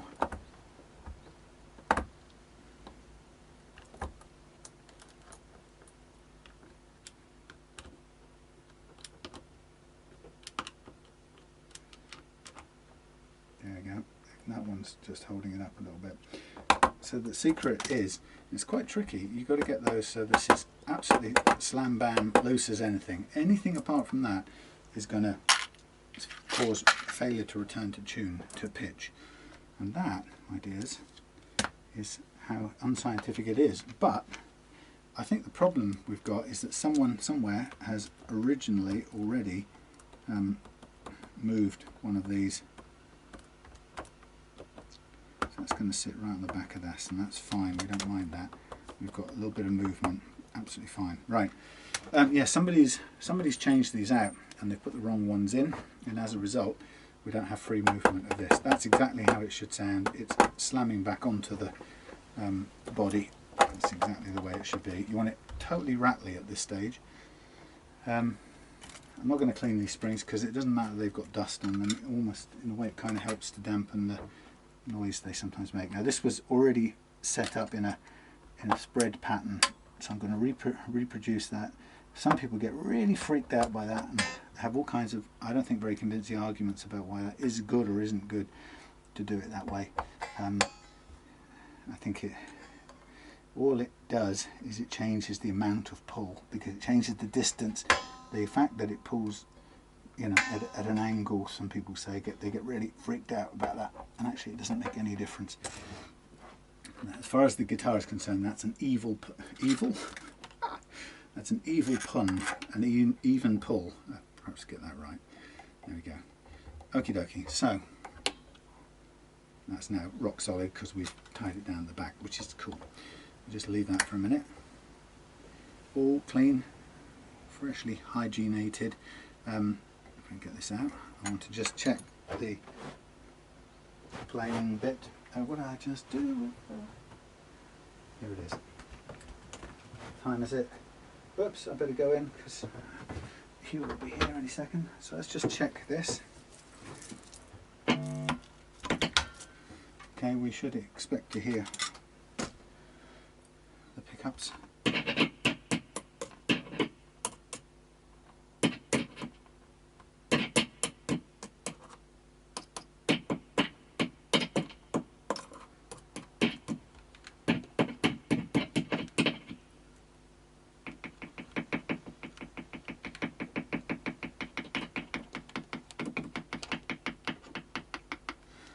All is good. Yes. So anyway, yeah, that whole point about the tremolo thing that I was mentioning before is that on these kits, sorry, these templates, they seem only to work for. They seem to assume you're building a guitar with a thin, cheap zinc alloy block on it, tremolo block, and so if you don't have a cheap zinc alloy block and you've got an expensive steel one, then these holes are in the wrong place, because what they need to be, they need either this needs to be routed further back to allow the big block to move back further, which it can't in the current routing, or the only way around it is you have to bring the whole bridge forward, which gives the big block some room to swing up at the back. However, the downside of that is you then have to compensate by pushing your springs for your saddles further back. And the downside of that is that you may not have the room to do that. So it's not ideal. But I still can't quite believe that as a result that all of these... Oh Christ, that's Hugh. Gotta go. See you in a second. Okay, that was Hugh. Come to get his Cosmos done and dusted. Right, so where were we? Oh yeah, sorting out the bridge issues. Now, that's what I was doing. I was replacing the tuners. Oh. Teach me.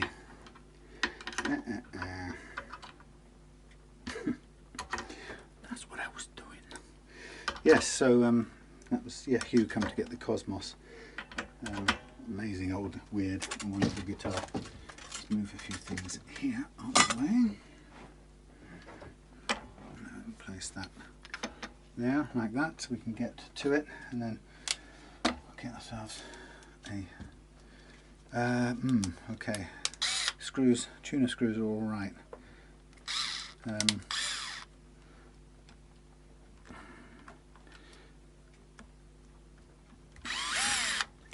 Go to minimum thingy, maximum, no, minimum torque, that's what we need.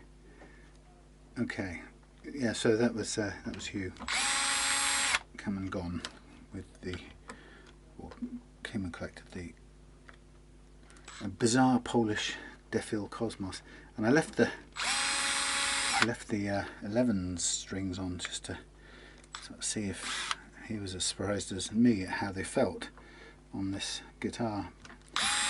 Now these are kind of budget freebie strings, I think, that I was given, so I mean they weren't meant to be the final strings, but I wanted him to see whether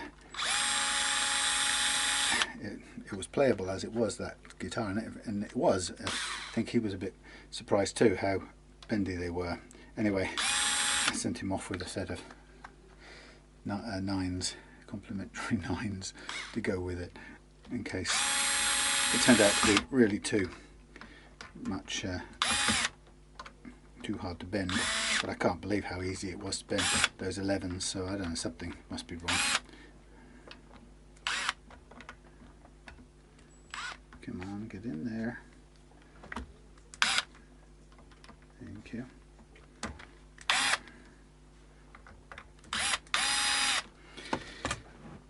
Okay, ooh, okay, right, so we have everything done up to a point. Now we need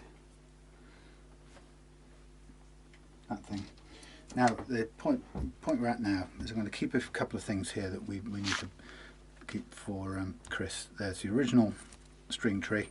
We've got we can keep all the rusty screws too. The original screws and the original tremolo screws, which I genuinely think were causing a real problem. So that's good. We've got rid of those. What I'm going to do here is I'm going to put on a Tusk string tree to improve tuning stability, and let's have a look. These great little things. Again, £4 or £5 a piece maximum. So really helps to alleviate any tuning problems. Those metal trees do cause some friction on the strings. It's not massive, but it can also be a real distraction when you actually hear them pinging, hear the strings pinging on the metal string tree. So a good looking tusk one at £5 is, I think, a worthwhile investment. Chris had asked about whether this nut needs changing. I don't think it does. I think it's good enough. It probably is a synthetic nut anyway, so I think it's a tusk material, so we don't need to change that, but we'll change that instead. Okay, so now we need to polish out the frets, sand out the frets. Here is where we get into a boring-ish process of masking off the neck and then cutting strips of paper to match the neck, and then we're going to sand out with various different grades of paper and finally end up with a whole set of micro mesh down to 12,000 grit. So we're going to get a very fine polish on these frets. We could even, for the fun of it, we could even do a bit of metal polish at the end. But I really enjoyed playing this last night. I've not been overly impressed with a lot of big name Fender Strats. I mean, I've seen a few, and I mean, a lot of them have been okay, nice and whatnot, but they've never jumped out as being great. But you know, bought from an auction, and with this boost functionality, I think this is a really good Strat. I'm really impressed with it. I would have one of these if I saw one. You know, going at a similar kind of money. So, I mean, don't get me wrong, a lot of Strats are really great guitars, full stop, and I'll be the first to say that just about any Strat you put in my hands outplays my ability as a guitar player, right? There's no doubt about that. I'm not claiming anything about that. I was just talking to Hugh about, you know, some of those guitars that you know, even if you're not hugely experienced, there's some guitars that just keep on jumping out at you time and time again, and it's hard to, perhaps difficult to describe to somebody else why it's so good. And one of those, and we were talking about one of Hugh's guitars that I worked on recently, and that was a West Tone Prestige made in the Matsumoto factory, whichever it is. I keep getting confused with the names, but anyway, that factory, the one that everyone says is so great, or was so great in the 80s, and it's true enough that he's got several guitars from that factory, but not only that, and each one is fantastic, but this Prestige guitar is fabulous to play, to look at, to feel, and it's got the most gorgeous warm sounding pickups with plenty of oomph when you need them, and it's just one of those things you can't deny that a very high, relatively high percentage of guitars that I've ever really liked happen to come from that factory and be made in Japan at that factory in the 80s, early 80s, and you know, even to the point that I've got a West Tone rescued guitar upstairs that I kind of reloved a bit, and it's based around its beautiful neck, and that neck is, you know, even if I don't get any buyers for the guitar, I will happily reuse that neck on something else, because it's just got that quality that the West Tone guitars had. And this thing kind of gives me that feeling, and you know, I've seen made in Mexico Strats that have just left me cold. They're anonymous, you know, right down to some of them. I don't know if it's recent or whatever the decision was, but quite a lot of them I've seen in the last couple of years with thin little bridge blocks, you know, alloy, zinc alloy bridge blocks, and just a general so-so kind of feel to them. But this isn't like that. This has got something, you know. And I guess it's for me it comes out of playing it last night and deciding at the end of about, first of all, wanting to play it for about an hour, you know, even being engaging me for that long, and then after that having the sort of coming to the verdict that actually I like this, I'd happily have this, and not least that extra boost function, which kind of everyone could use. And it's like, why doesn't every guitar have that built in?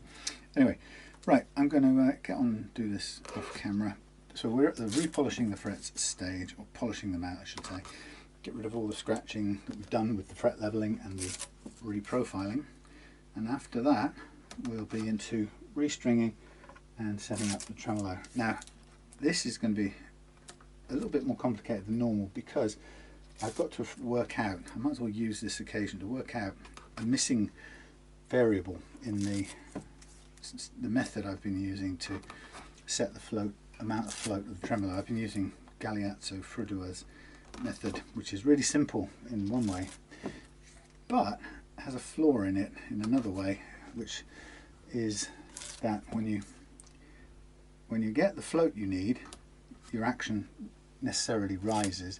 Then when you lower your action, you reduce the tension on the tremolo, which then falls back, and you reduce your range of movement, so you don't end up with the amount. So I'm going to try and calculate what that missing variable is, i.e. where do I, look, I managed to cut my finger again. Where do I aim the action knowing that it's going to rise? So I have a feeling, let's just go with an abstract number, right? Let's imagine I set the action before I do the floating business. Let's say I set the action to 1 millimeter less than it should be. That sounds a lot actually, but let's see what happens if I take that as my start point, and then I'll let the bridge tilt up in its floating position.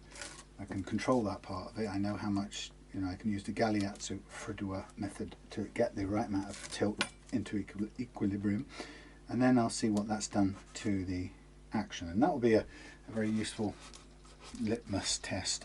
Now if it's wrong and I've got too low an action but the right amount of tremolo float or tremolo movement in the equilibrium position, then what I can do is I can redo it and set a slightly higher action and retry it and see where we get to.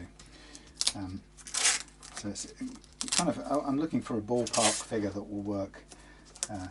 I'm looking for an exact figure that will work, because in a sense it's not really guitar dependent. It's a 6-screw, a standard 6-screw tremolo rise and fall variable, so it will be the same for any guitar with a, you know, a start action of, well, whatever I go for, and a 6-screw tremolo. Now, just to please the purists, even though my fret dust isn't magnetic, I'll cover those over so people feel good about it. Right, alright, I'll go off and listen to the radio while I'm doing this because it's relatively dreary. So I'll see you when I'm ready to restring. All my tuners lined up and ready. Yeah, and we restring with it was 9s that were on there. Actually, no, I need to just check actually on my email, because I think Chris was 10s, but I will double check. So see you in a minute. Well, there's an interesting outcome, which has never happened before. This incredibly thin nitro, I believe it's nitro, on this fingerboard, it's just flaking off like nobody's business. So we've got a kind of restart I'm going to have to do on this. It's just absolutely no particular, I don't know what the word is, nothing really. Low tack masking tape, as low tack as it comes, and it's just falling off. It's ready to flake off. So it's an incredibly thin finish, and it looks, as I say, it's a kind of a satin looking finish. So I think really the only thing we're going to get to do on this, I think we're going to have to refinish the top of that, which is an absolute pain in the backside. I don't have to do even more of it because it's got an amber finish to it, so I'm going to have to get myself some of that. But what a pain that you can just see, and there's no point trying to keep it on here now, but it's as thin and as flaky as it comes. So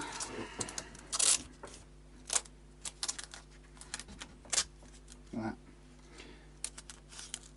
Anyway, I mean, it's probably the easiest way to just remove it is to stick some paper on it and lift it off. So that's added some complexity to this. God, it's amazingly thin. I mean, on the positive side, it's so, you can see the bubbles under it. I said that earlier on, if you remember. But on the plus side, it's easy enough to replicate because we can mask off and spray the top with a satin, or if worse comes to worse, if we can't get satin, a gloss finish. But yeah, it's just coming off by the ton. Look at that. As I say, I've never had this before, even on many a nitro finished neck. So this is maybe a combination of age and thinness of finish, but yeah, we're going to need to respray it. So that's going to put a kibosh on it time wise, which is a bit of a pain, but it's just one more one more interesting little challenge. But I was hoping that we would be done on that because it was all going swimmingly. Right, so I'll put a little bit of a hold on this. It's kind of like a peeling skin. Nothing we can do, but we can refinish it. And what we'll do is refinish it over the frets, and then just, that's as they probably did when they made the thing actually. My only annoyance is that there's a bit flaked off there as well, which again we can probably redo that with paint that little bit on. But what I've done, knowing that this is flaking off, I've gone along the edge here and I've broken the seal, if you like, just to make sure that we don't flake off any more, and keep the sort of underlying stuff at least as intact as we can, knowing that it's falling apart. So you know, it's going to go that way. It's actually quite difficult to do it without any further splittage. I mean, truthfully, it's probably better off being an overall finish, but I don't want to have to end up doing finding a logo and all that malarkey. But that's terrible. I mean, flimsy or what? Oh well. There we go, off into the world of spray to find some amber, light amber finish. I mean, I'm going to go and check the specs and see what the actual original was. I mean, that looks and feels to me like the thinnest layer of nitro, which is kind of not surprising why it's come off, but you know. Anyway, we'll go and see what we can find. Apart from that, ho ho ho, the frets and the setup are done. So now I need to park this up somewhere safely until I can come back to it. And also then we're stuck now looking for a suitable spraying conditions. What a pain. Okay, stay there. I'll get a box of bits. Right, I'll see you later. We'll come back to this one when I've got some spray to finish this. It's raining, and here I am showing how easily this Mexico finish comes off. Watch this.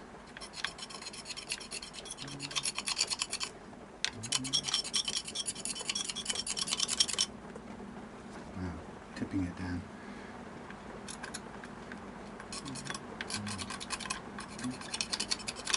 So I'm going to remove all of this in order to refinish it. So it's not a very good bond between the wood and this finish. And somebody said, there's a bit cracked off there which bothers me, somebody said that this is a fairly well-known problem with 1990s Mexican Strats. It wouldn't surprise me. I wonder if it has anything to do with moisture content in the wood, because I think that's what's behind the problems with the rusty screws, and I think it could also be why the previous owner has replaced the tremolo screws, because I suspect, being probably a high ferrous content, they've probably rusted too, and we've replaced them with slightly too big ones, which has caused some of the problems. But look at this, look, there you go, gone. It's not very, neither a thick or a well stuck finish. So I've been mulling over the best approach with this, and the way I think of this is I'm going to try to keep all the original lacquer on the back, and I'm going to have to try and blend this bit in, but and then do an overspray on the top with a bit of tinted finish. Like this, off in one go, basically.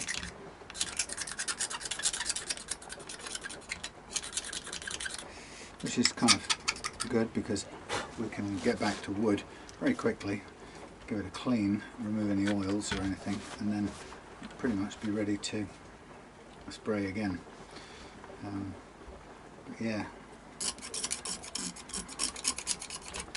it's a shame.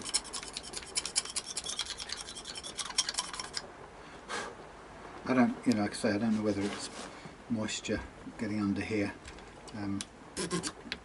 Kind of feels like it's a possibility, but having said that, we don't know whether the maple used in this neck was high in moisture. Maybe the body was, which caused the screws to rust, but we don't know. It's all conjecture, I'm afraid. What we know is that it came off like suntan peeled off.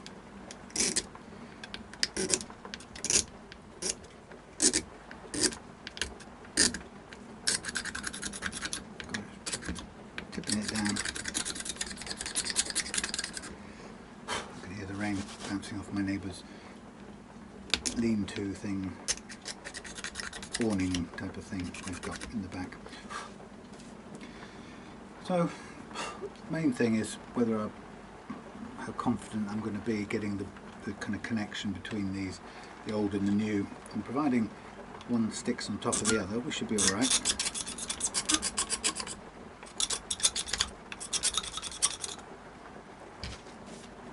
It's a pain really, because, well, I've already levelled these frets and that was all in good shape. So kind of ready to go, but we won't need to re-level them or do anything like that, but we will need to very lightly sand off the new finish, which is going to go over the top of the frets. The alternative would be to pull the frets, refret from scratch, which wouldn't be a bad thing to do. It would allow us to either refret most of the neck and make it continuous. That's another option. But also, refretting would open up the possibility to use poly. Only for me, because I don't have compressor or spray equipment, so I'm constrained or limited to spray cans, and I've not yet found a spray poly that behaves as well as spray nitro does, so I'm kind of sticking with what I know works for this type of job. But if I were refretting and refinishing, then I'd be quite comfortable to use a hand applied that stuff, wipe on water-based poly. But anyway, we shall see. So the plan will be perhaps a couple of thin coats of vintage amber nitro, get the look, and then a couple more coats of satin nitro to give it a matte, more of a matte finish. Because what I want is I want an approach that will allow the finish to sit untouched between the frets. What I don't want to be doing is trying to do any sanding between frets, because that doesn't give a good finish. So once the frets are already in there, in a way you have kind of a limited range of options. That's the thing. So this will be the simplest approach, and hopefully the most effective.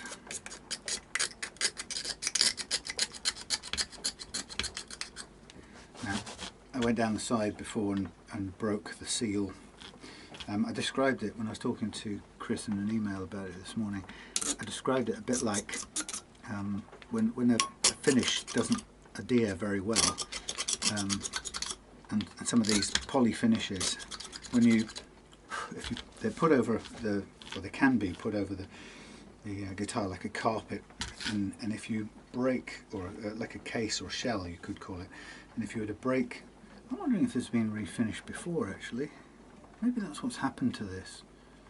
Maybe it's been redone by the previous owner. Anyway, if you break the shell, and I likened it to a Magnum ice cream. If you break the chocolate shell in one place, it sort of, if you think about it, it all falls off everywhere once the integrity of the shell's broken. And that's my only concern about this partial refinishing, is in case we get left, or in case the rest of this starts to try and fall off because it's already been broken on the top part. So we shall see. Yeah, I'm wondering, looking at the finish down here, there's grain here that is not consistent with the factory finish. It's quite often how I get it when I'm doing it at home, but it's not necessarily what I normally see with factory finish. So maybe, who knows, maybe it was refinished by somebody. Anything's possible, since I know it's being worked on.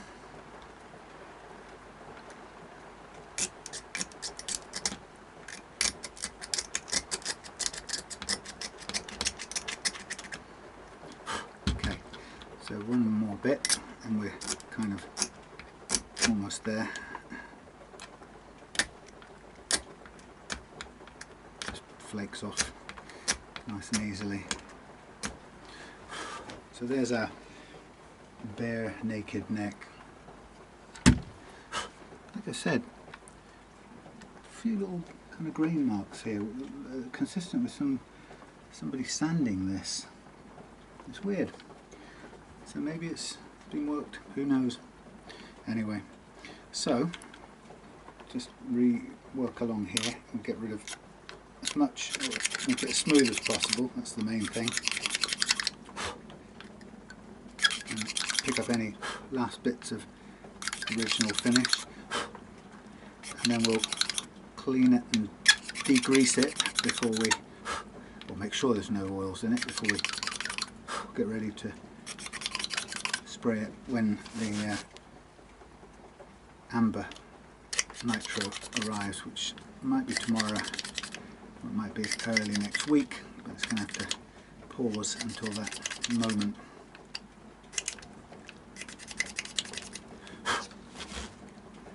Okay.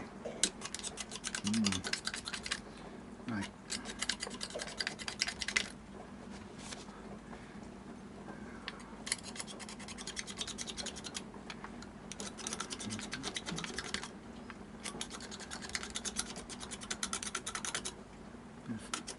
Thicker material there, a bit more to get off.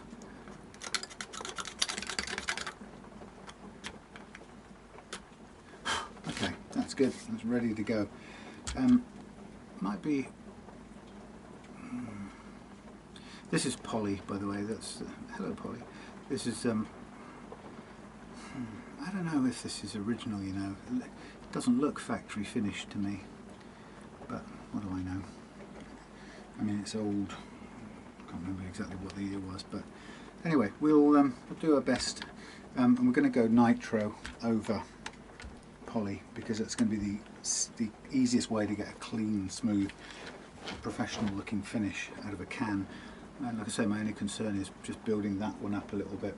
I've got some nitro, amber nitro in the house, clear nitro, which I might mix up and just fill that in. I mean, I can actually see where this is cracked here. It's gonna want to come off there as well. It's like lifted away. I'm just thinking, would that be better? It might be better to. I've got some water-based poly in there as well. It might be better to do that. I mean, I'd be happy to do water-based poly in here, but the problem with that is you can't get a completely flat, professional-looking finish.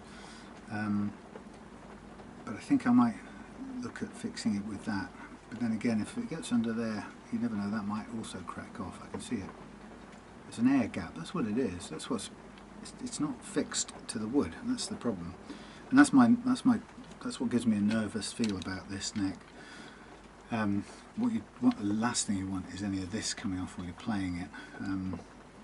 I suppose what we'll do is we'll try and get it as good as possible with the top down shoot over the top of the frets. We'll clean off the frets afterwards, sand them back to a plain finish. We'll do our best to get a sort of tough join between the nitro and the poly on the side, including do a little poly repair on there as best I can. And then if it does go bad later on, or if any of this comes away as it is threatening to do because of the air gap, then a possibility is to refret it and do the whole thing as one. There's some bubbling under here already, which I'm not going to do anything to, but anyway, while I'm, oh no, I can't do it while I'm here because I haven't brought my camera. Oh. I know that Chris wanted a shot of the rusty holes and stuff, but I'll have to go get a camera, close-up camera for that. So see you in a minute. It's disgusting out there. Right, I have got a camera for a close-up. Let's see if I can get some extra light. So that's for the repair. That needs to be washed off here.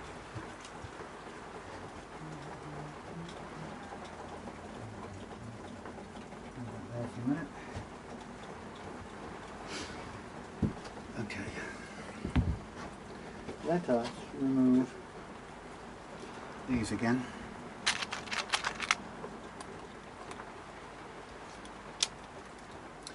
So not a lot to see in terms of, oh god, I didn't want to lift this up, did I? I struggled to get it back down. Oh well.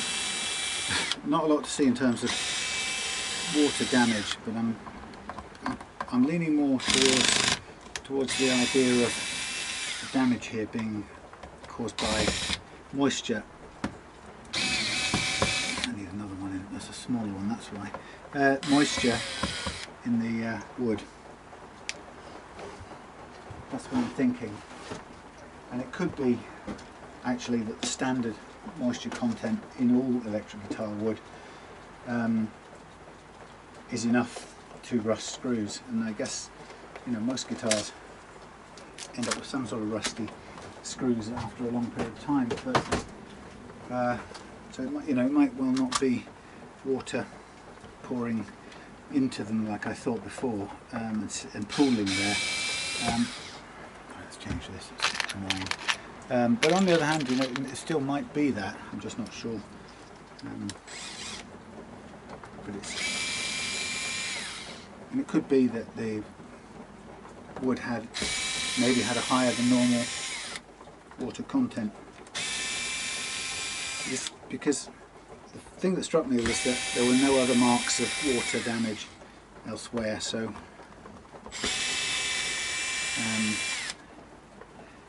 and none of the other screws. The pickup holes aren't rusted, which is usually a good indicator if it's sat in a very damp environment.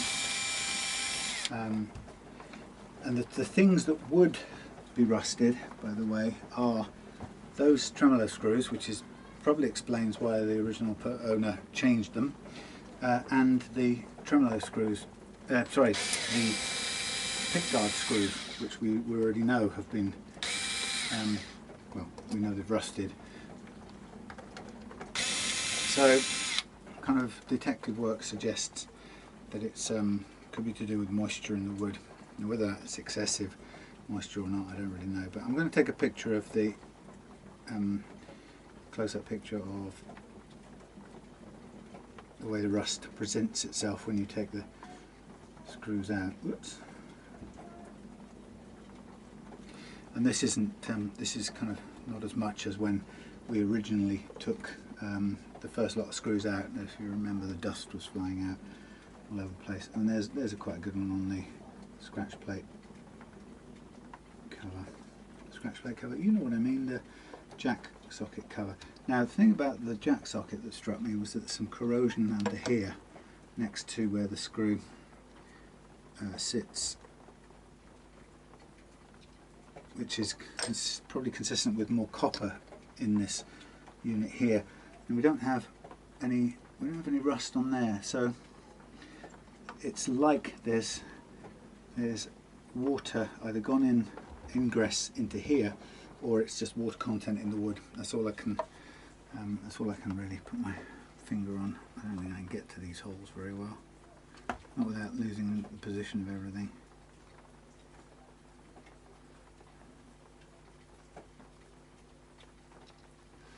Upside down pictures, that'll do.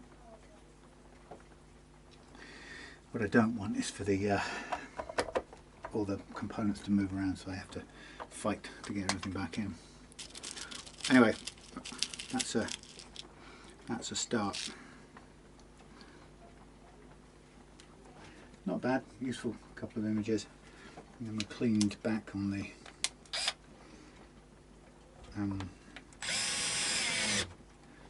the neck, ready to redo. Oh, of course there is a, oh, where have I put it now? There is our, no, that's not it. Somewhere I put the little packet of parts, screws and whatnot. I'll have to hunt them and find them.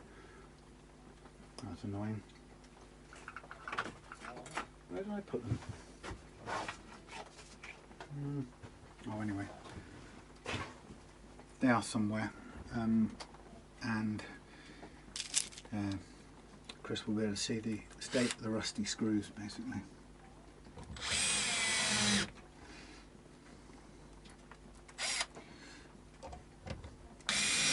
So of all the places, that area shows there's moisture pressing against the underside of that plate, as well as rusting the screws. So maybe it's still to do with water going in. I've seen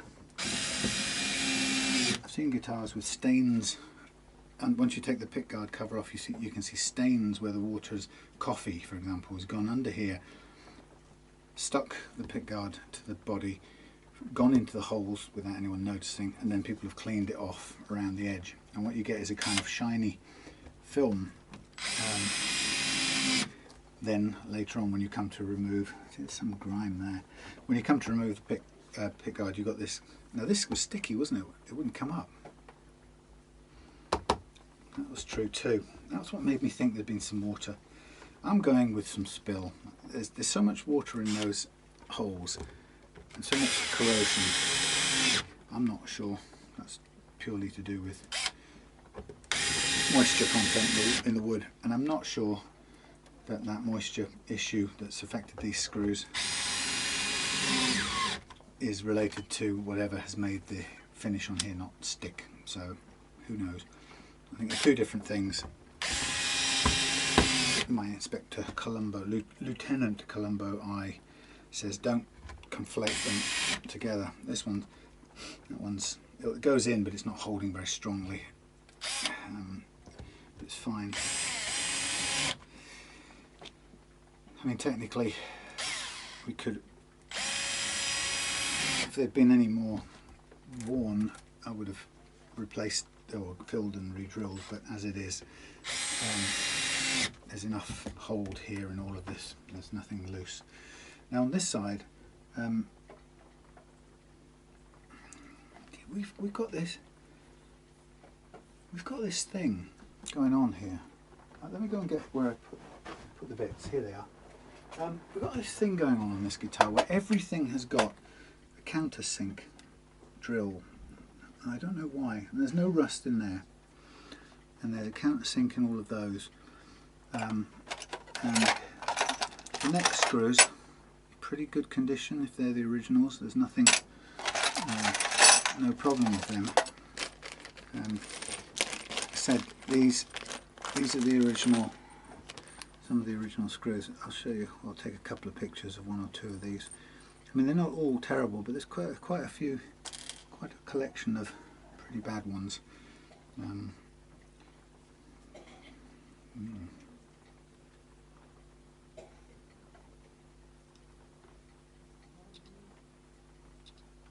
That's a good shot. Actually, there's a few more than that. But you know, there's quite a little bit of rust on most of them. So I'm wondering whether these, no, get it in focus. Yeah, I'm just wondering whether, I still can't figure out what this countersink business was, what they're doing there. It's beyond me. There's one.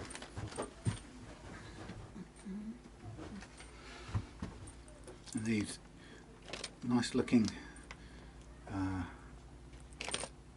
tremolo screws, but I don't feel that they work with this because they were obstructing the movement. Again, I could be wrong, but it was worth replacing. And inside here, the battery compartment, nothing stood out. But why these countersinks, eh? What's all that about? What benefit could that have? I mean, it would be okay if you just put your screws straight into there without having a plate, but this thing has a plate, but it's also, oh look, it's also got some paper in there. No, it's got some wax. Okay, that's quite often what people do. Put some wax on the screws to help them go in. Possibly keep them from rusting as well. Who knows? Interesting. Okay, well, this is going to go back under here. We've got some pictures. Nice and safe and secure. Now, the idea, here we have water-based poly, and we've got this little gap down here,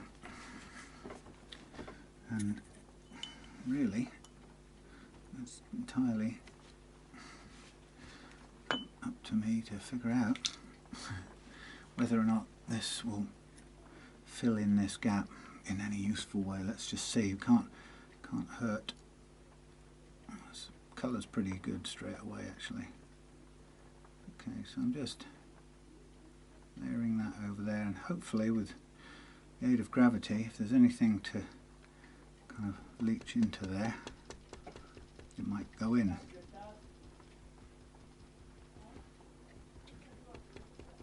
Like I say, we could do all of this by hand almost, but it's not going to, it's not really going to we're not going to get the smooth finish that we need. The problem with this is once this sets, you've got to sand back as well, which basically makes it's a very difficult thing to do on a poly finish that's as thin as this. Is you're quickly through to the wood, which is kind of why it starts at a certain point. It starts to get easier to do a complete refinish, but that then is where you're into the land of pulling the frets out, because you really can't refinish properly around existing frets. So what I'm doing is I'm just putting a little bit of poly on the edges of here, and then I'm watching for gravity, which is pulling this down because it's quite watery, and then I'm just going to steer it back upwards. We don't need to get lots on there in one go. And actually, often people will do this stuff with a, I suppose, a rag or something. So the idea is just to try and fill that little crack in bit by bit without too much volume.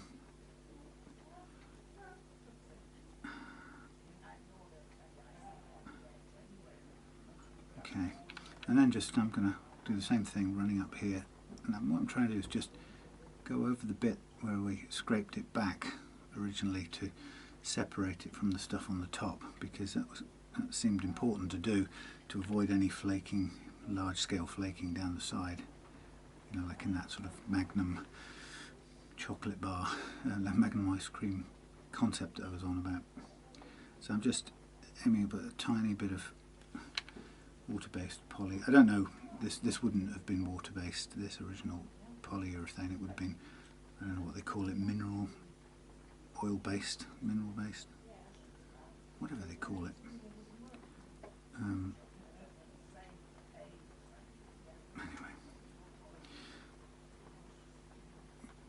so this is always a bit more than you want, and it starts to overhang the side a bit, but we can brush that back.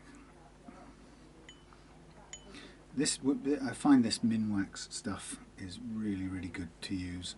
It's an amazing long-lasting or hard-wearing poly, and the fact that you can apply it by hand and control it, and also do it in any environmental conditions. So it's not, unlike the poly finishes, it's not dependent on the weather. With poly, with nitro, you really have to get the right kind of temperature and the right humidity, particularly. So I'm just trying to thin this down using the light reflection to guide me. So I'm trying to just get a layer onto it. I don't have to be hugely over thick, but we just need some on there. And then we can sort of take off most of the excess with sort of wipe along the edge here.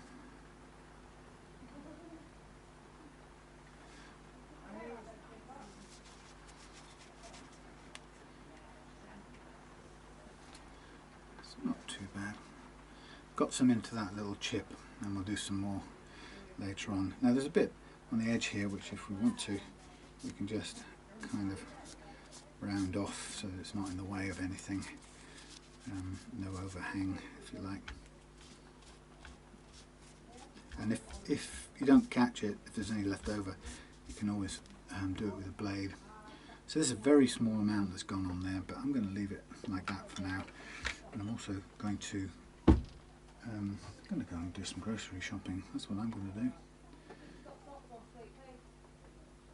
Yep, it's that sort of time. See you in a bit. Okay, we are running. Sorry about this. It's gone into its USB mode. Does that?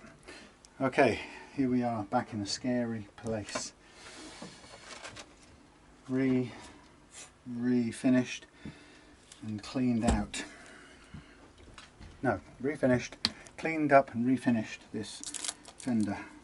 Now I want to be able to remove the sticky masking tape without anything bad happening, and I'm being ultra careful now just because I'm super nervous after the first experience. So what you'll see is that I've cleaned out, polished off, you might say, the fingerboard, the frets, which I sprayed over. So we've taken off the lacquer on top of them, and I'm just really doing my best to take this off, because I just can't afford to have to do it all again if there's something wrong with the underlying wood on this. That means finish won't stick to it. Now I can't think of any particular reason why that would be the case, but it's done it the first time. So although I cleaned it, de-oiled it, yeah, with some solvent, so it's looking good so far, fingers crossed. You know, I've tried my best to de-stick this masking tape as we go. The finish is holding to the wood much better than the previous finish did. There was definitely something wrong with that. This is, I mean, I'm being over careful now just because I'm nervous, but this is, the finish feels much better. Obviously the problem is when you do this with masking tape, the act of polishing out the frets does press the masking tape onto the finish. There's no real way around it, and I experimented with trying to clean these frets back up whilst using using a fret protector strip, and it was just kind of impossible to get the the good shine or the smooth overall. With that strip you could get the top layer of the finish off, but basically you couldn't get it all the way down to the near the base, which is what this method of polishing does. So I had to go with it, and be very hopeful that the quality of the finish this time is a ton better than it was before. The quality of the finish and whatever it's sticking to underneath, because that's part of the problem before. So like I say, looking at this at the moment, it's feeling okay. I'm just, like I say, I'm being over cautious, but I could probably just rip all of these off willy-nilly if I wanted to. But one doesn't want to go back to square one, since one's already been there once.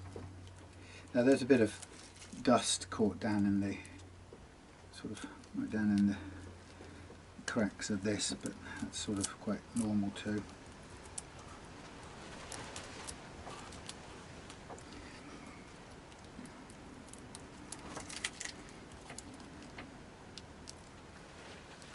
These little edge bits are catching, so I'm having to pull them up separately, carefully. God, I get so nervous when something's already once gone upside down, inside out.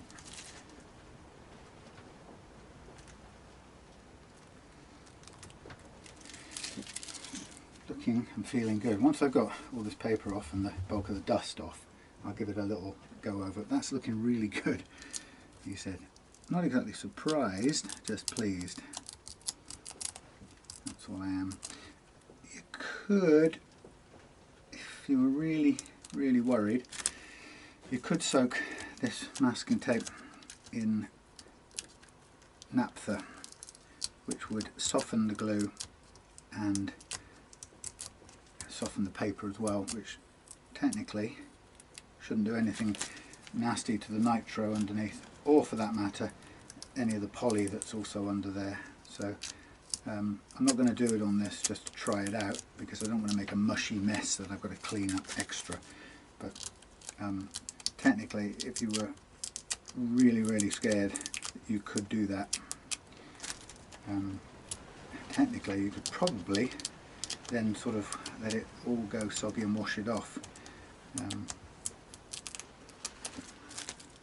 I'm very pleased with this. This is an amazing job actually compared to what it was when all the finish was just flaking off.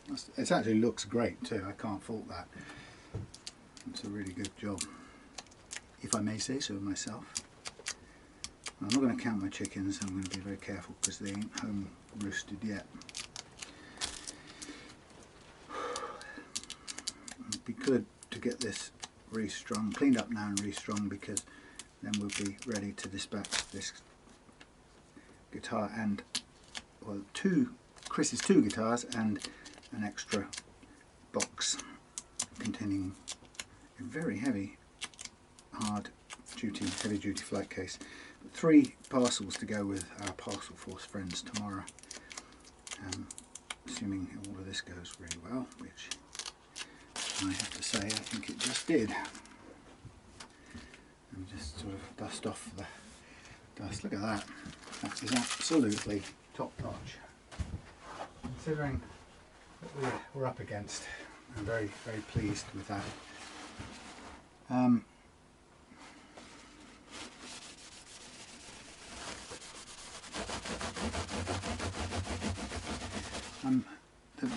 not even going to wash this out with naphtha or anything. I don't want to upset it in its sort of long-term drying process. And it's been 4 days.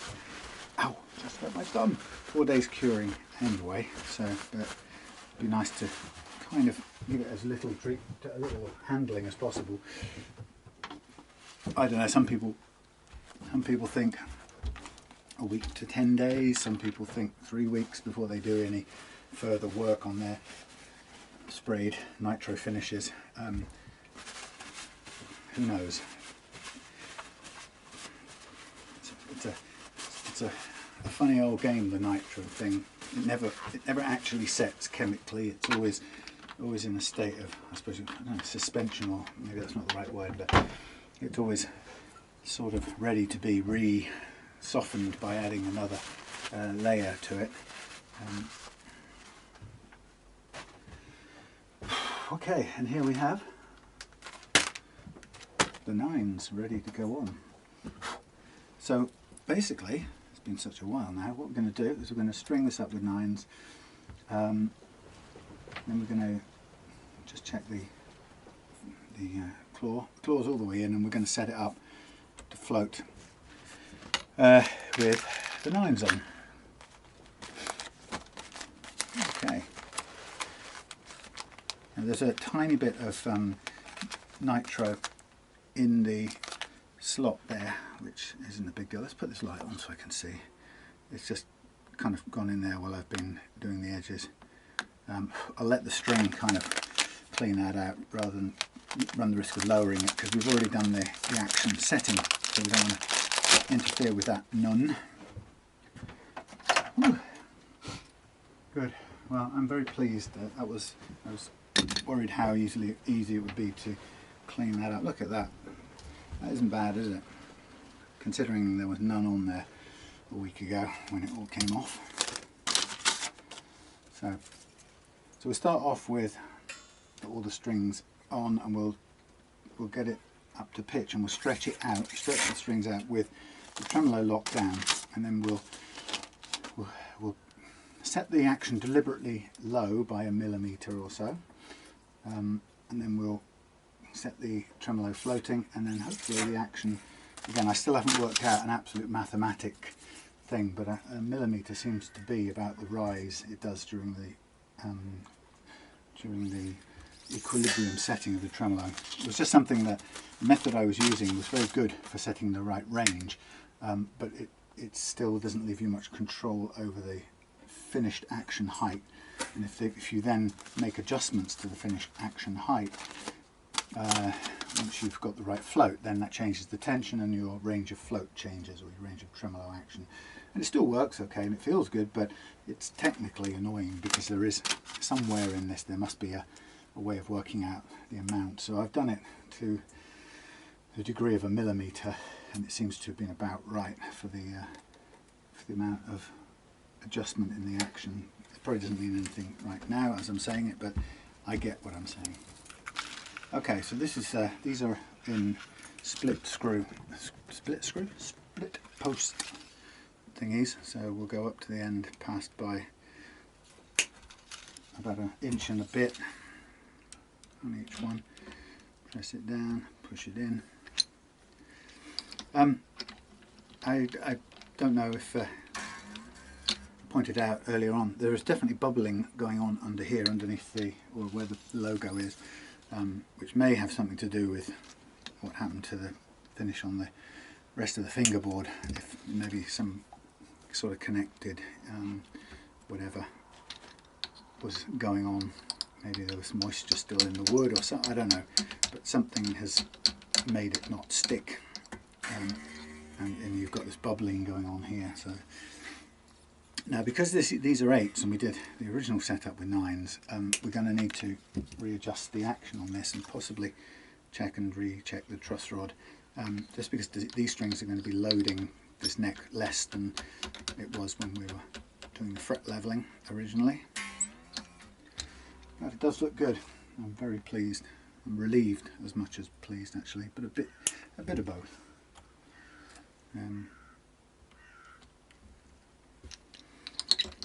Mind you, like I say, there's still the original finish is all over the back of the neck, although I have done a sort of mixture, a bit of beefing up with some wipe-on water-based poly to strengthen the edges and the place where the edges meet the top of the fingerboard, because that was obviously a weak area too, which is more than likely why it started coming off, because it may well be that in fret work or rounding off the edges or something, somebody's broken that little seal. In my knowledge or my experience of when you apply finish by spraying over the frets, if you tend to break the seal, you can, if you cut the seal, if you like, you can introduce what you can call lifting. So if they'd done that at the edges and it also wasn't a very good finish, then it would lift up quite easily. Okay. Okay, and now I need to get the file in there just to clear that poly out of that, or the finish out of that slot. But apart from that, everything is on. Get rid of the paper.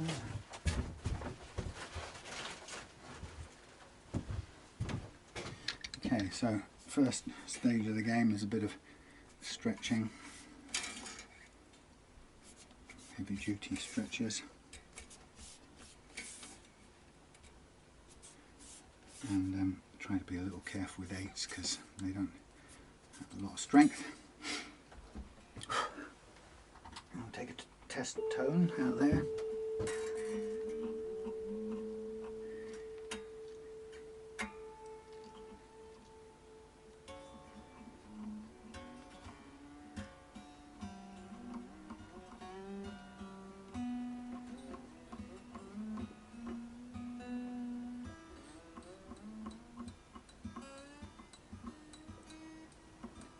Now I can hear that pinging because it's basically the slot has got finish in there, so I'm just going to gently ease that out.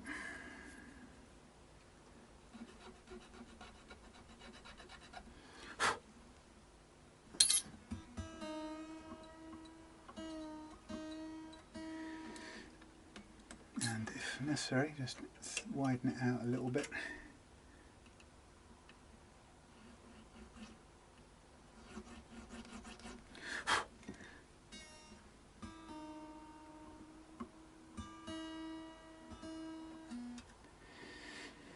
Okay, that's good. Now I'm going to do a little bit of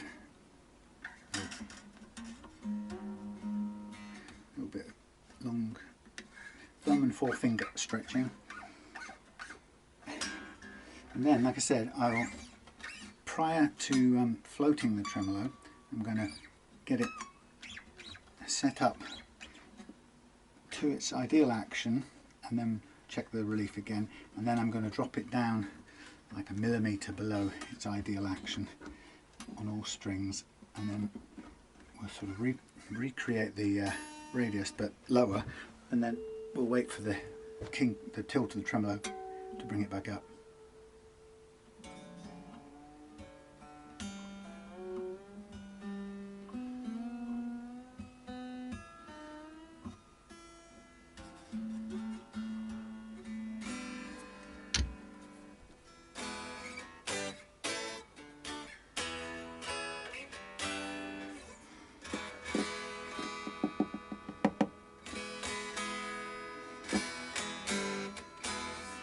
That's pretty low to begin with. I'll do another stretch here, get as much as we can out of the slack, and then we'll move on to the tremolo bit. Bizarre, it's slightly warm weather, about 14.5 degrees in here, which is kind of an October day. It's fairly balmy.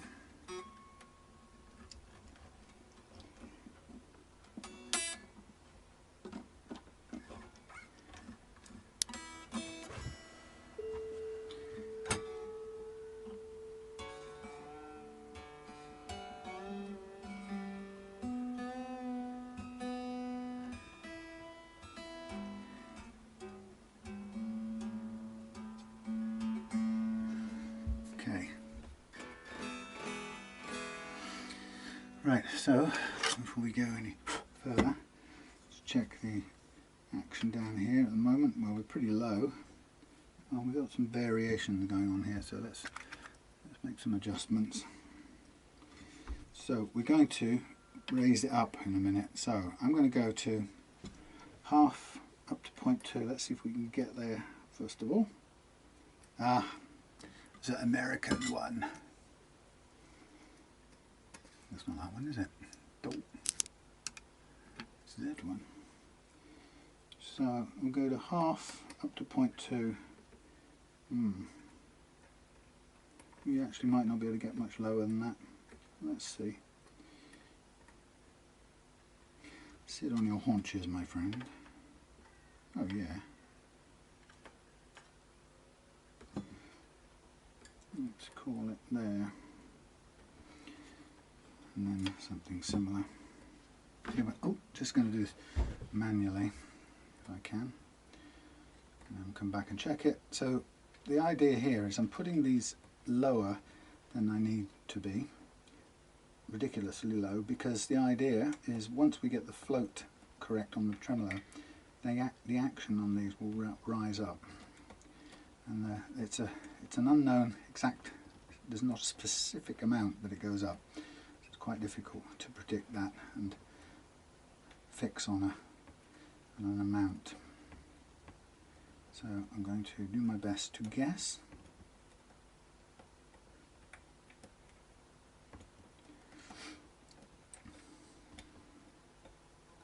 Buzz. Go away. Go away, I say. I say go away. Right, and now again I have to come back and actually check.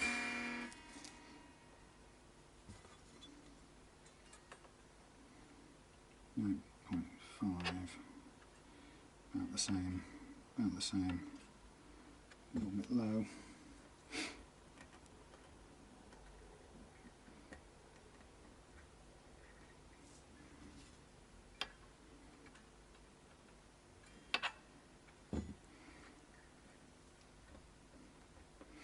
Okay, be there in a minute. A little bit up, a little bit up.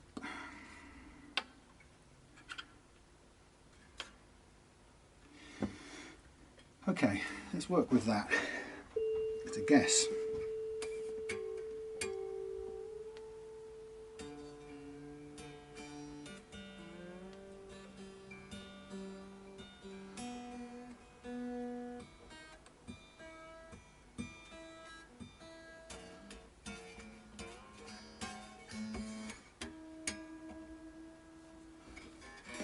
Now it's so low it won't play all the way up here, but it's just there for the sake of this tremolo setting. Okay, so now looking at these 8s, we've got precious little adjustment room. So I'm going to slack. We've got no reliever tools. I'm just going to fractionally slack off the truss rod, allow a tiny bit more curvature into this neck.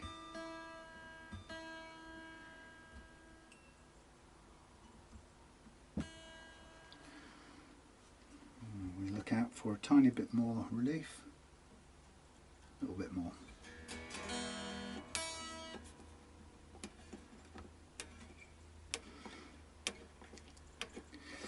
Okay, so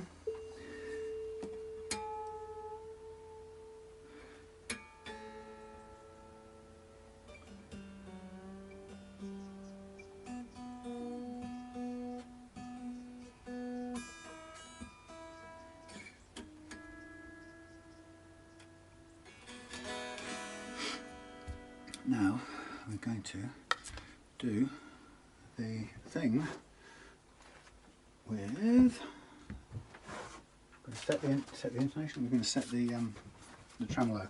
So what we do is we get jack socket, or lead, I should say jack lead, a guitar lead, and put that in there, put that in there.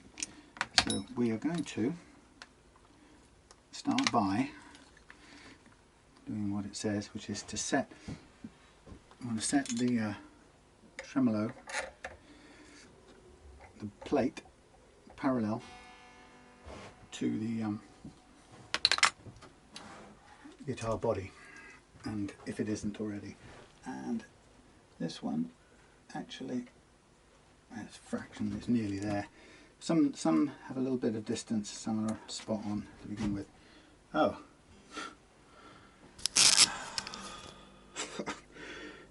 Can you believe it?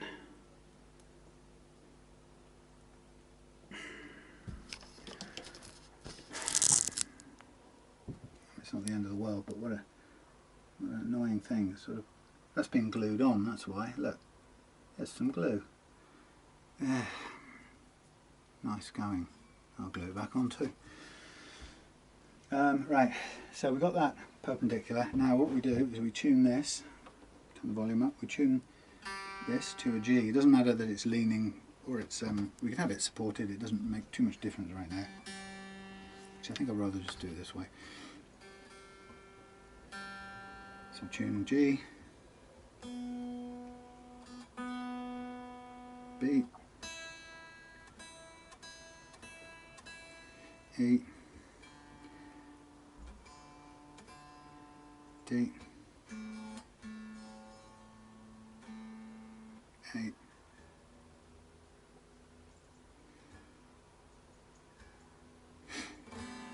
okay, now what we do is we bend this down till the note is E, the G note becomes an E.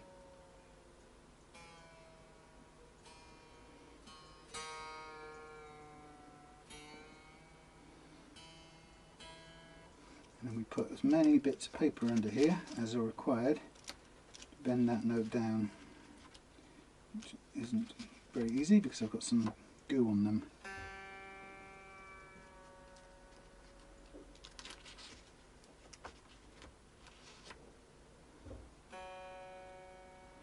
F sharp,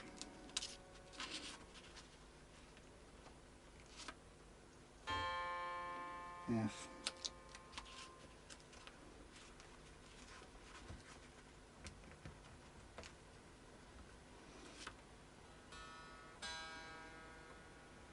flat of E.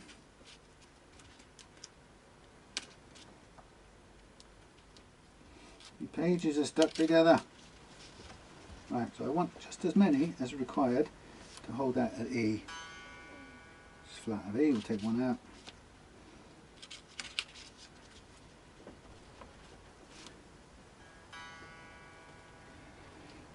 Still flat of E, one more out. It's stuck together, damn it, come on. Ah, this is not.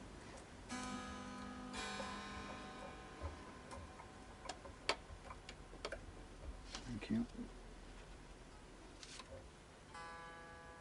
Okay, that'll do because we've got a bit of wiggle room anyway. So now we tune this back to pitch.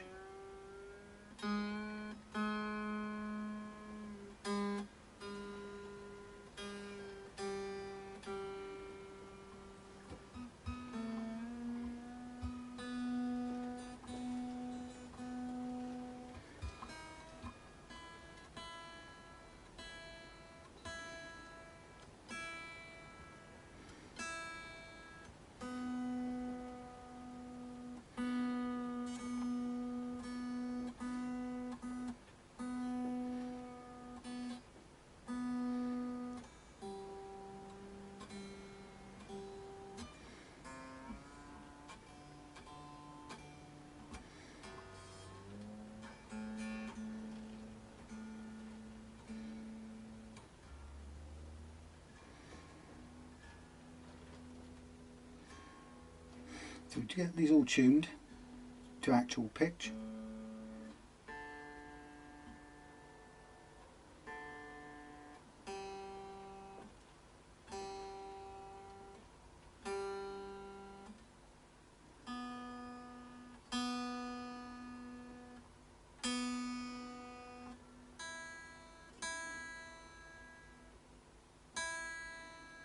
okay, and remove paper, which makes all that go sharp.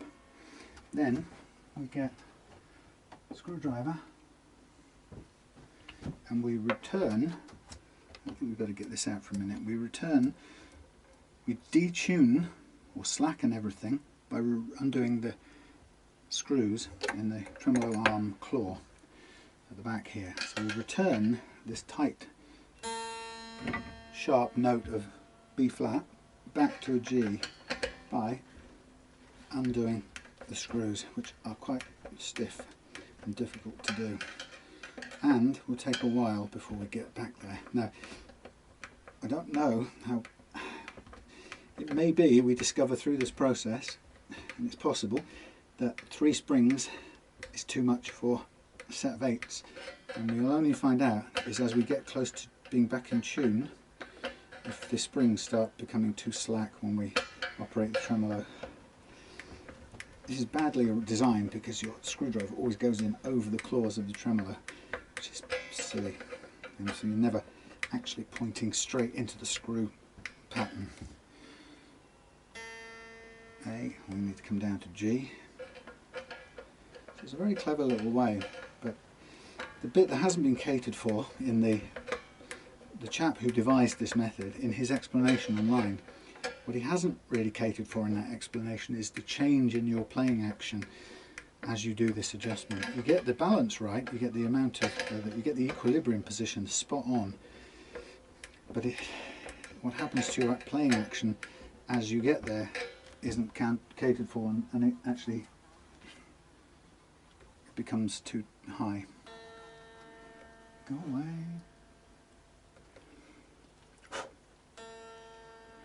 Still sharp. Like I say, if we end up having to go too far, we've then discovered that 3 springs will not do an 8 set of strings on this. And that's a bit of a long way around finding out, but so it's still not pulling enough. I got a feeling that these are going to drop the springs before we get to where we want, which means we're going to have to repeat the process and remove 1 string and tighten everything back up, which is a bit of a faff, to say the least. But right, we're coming down now, so it's now reached the point where it's starting to have an effect on the tuning, but we're going to get these springs are actually going to now get looser and looser at this point, and maybe waiting to fall out as soon as we crank the tremolo arm, which is a bit defeating the object. So we've come way out now, which is a good sign that there's not enough power in these 8s. Okay, we're going flat of G, which is okay. We'll go back, screw back in to bring it back to G. Sharper G.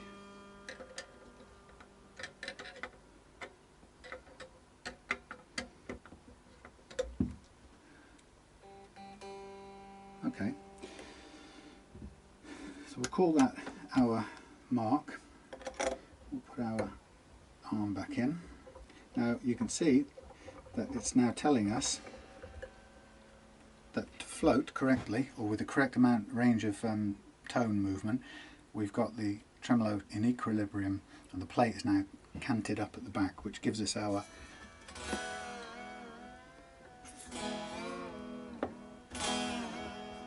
forward and back movement. Now the issue for me is just whether, when we pull this, do the springs fall out. If we go right back to here, they're loose, but they may not fall out. Should not think so, just about not. And this can keep coming around a bit more.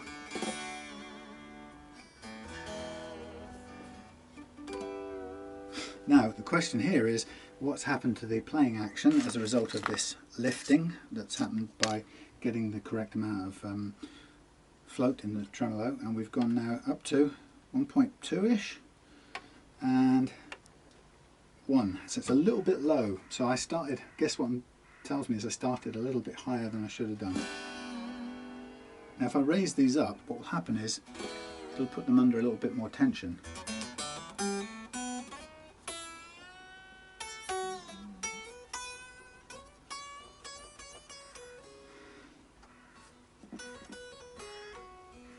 So I'm just going to examine these grooves again, the nut slots again. And we're a little higher than we need to be, so I'm just going to make a small adjustment, and also get rid of any spray on poly, not poly, that stuff, nitro that's gone in there, because that may be also helping to clog up a little bit we don't need. Yeah, we can afford a little bit of movement there, which is good. So we'll just, off you go. My thingies, move things, 12.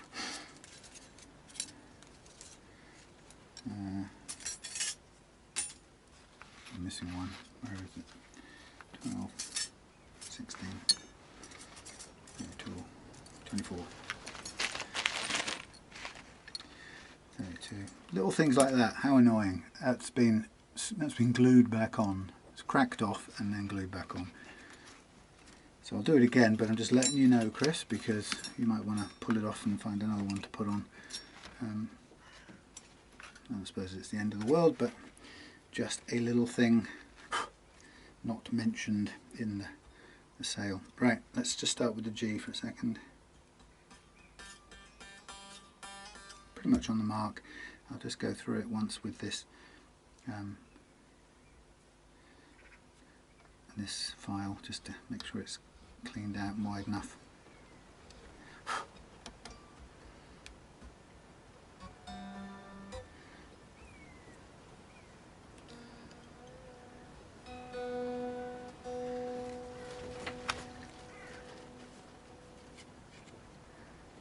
Check it again carefully.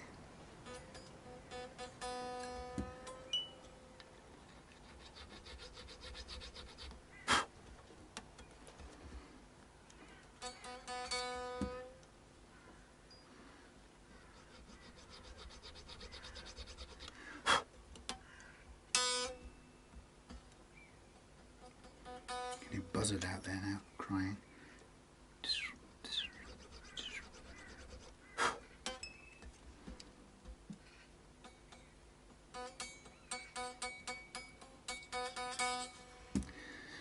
Just about right.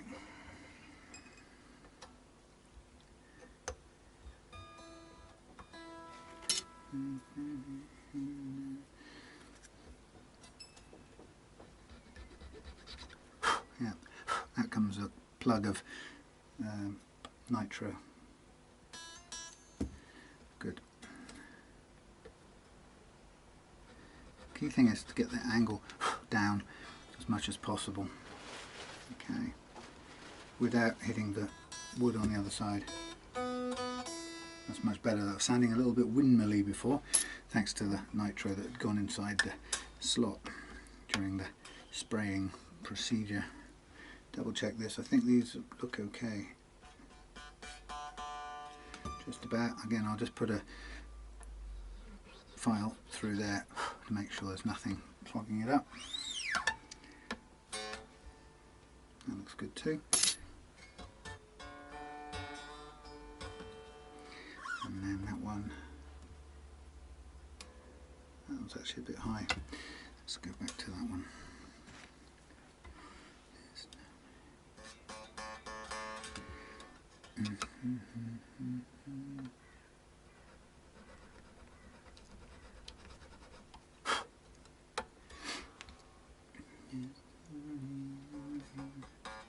That's okay. And finally,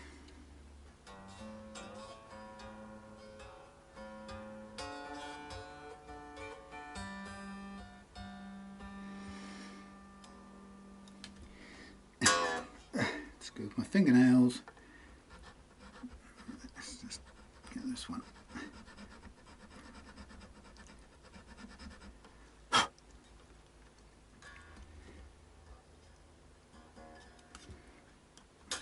more.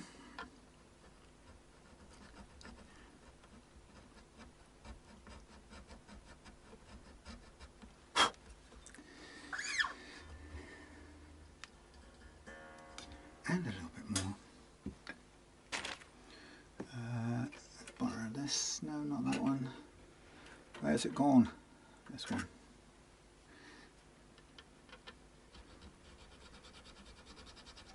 Just widen that at the top a little bit. Keep it free running.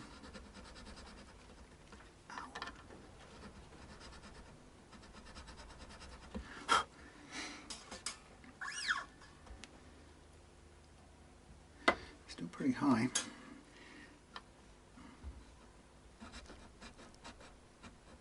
It's very difficult to cut it down and avoid that wood on the other side.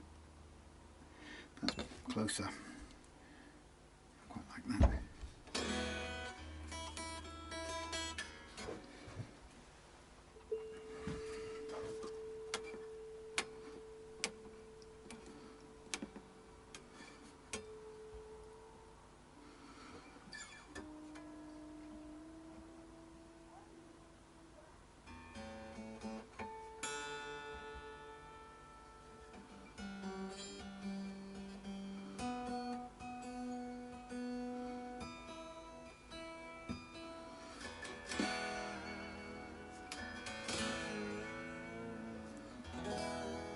There we have it. Ladies and gentlemen, I'm pleased to bring you the final stage in the... We did the intonation before, so I'm going to do anything again with that. Pleased to bring you the final retweak.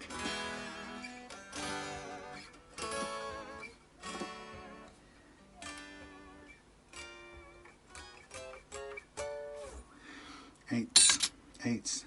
Powerhouse Strat with 8s. I'm going to put on the back cover. Take this off a minute. Now this will stay as it is in the floating position until such times as you change the gauge of strings or want to do something else like lock it down. But of course it changes, if you change the gauge of strings, it changes the pull on the springs and therefore it will change where the tremolo plate sits and so on. So it is subject to movement very quickly. I need some, I had some new, where did they go? Okay, all my new, all my lovely new jack cover screws, you know the ones I mean. These are all rusty and horrible. There's a couple of good ones, so I seem to have lost the rest. Goes to the container and gets some more. How come I lost all the rest of them? Oh well. Yes, so there we go. Chrome pickguard screws, please. Chrome pickguard. Pick up ring screws, no. Chrome pickguard screws, please. Next, black. Chrome. Can't find them. Black pickguard screws, black, clean old. They must be out, sitting out somewhere. I'll find a couple more new ones from in here. So where's the 2? Right, 2, 3. How many do we need? 6. 4. Small. 4. 5. 6. Let's keep one out for good measure because I'm bound to lose one just between here and there. I couldn't live without a little box like this, I tell you. Right, that's all in place. Torque down to minimum.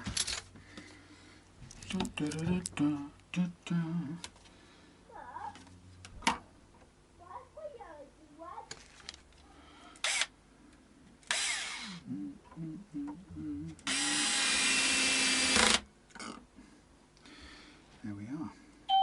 Oh, hellfire. Hold on. Wood. Sapele. African mahogany. That's for Aldo's custom Trekkie Jazzcaster. Nice. Okay, we are pretty much there. Everything new. New screws. That's a small one. That's better.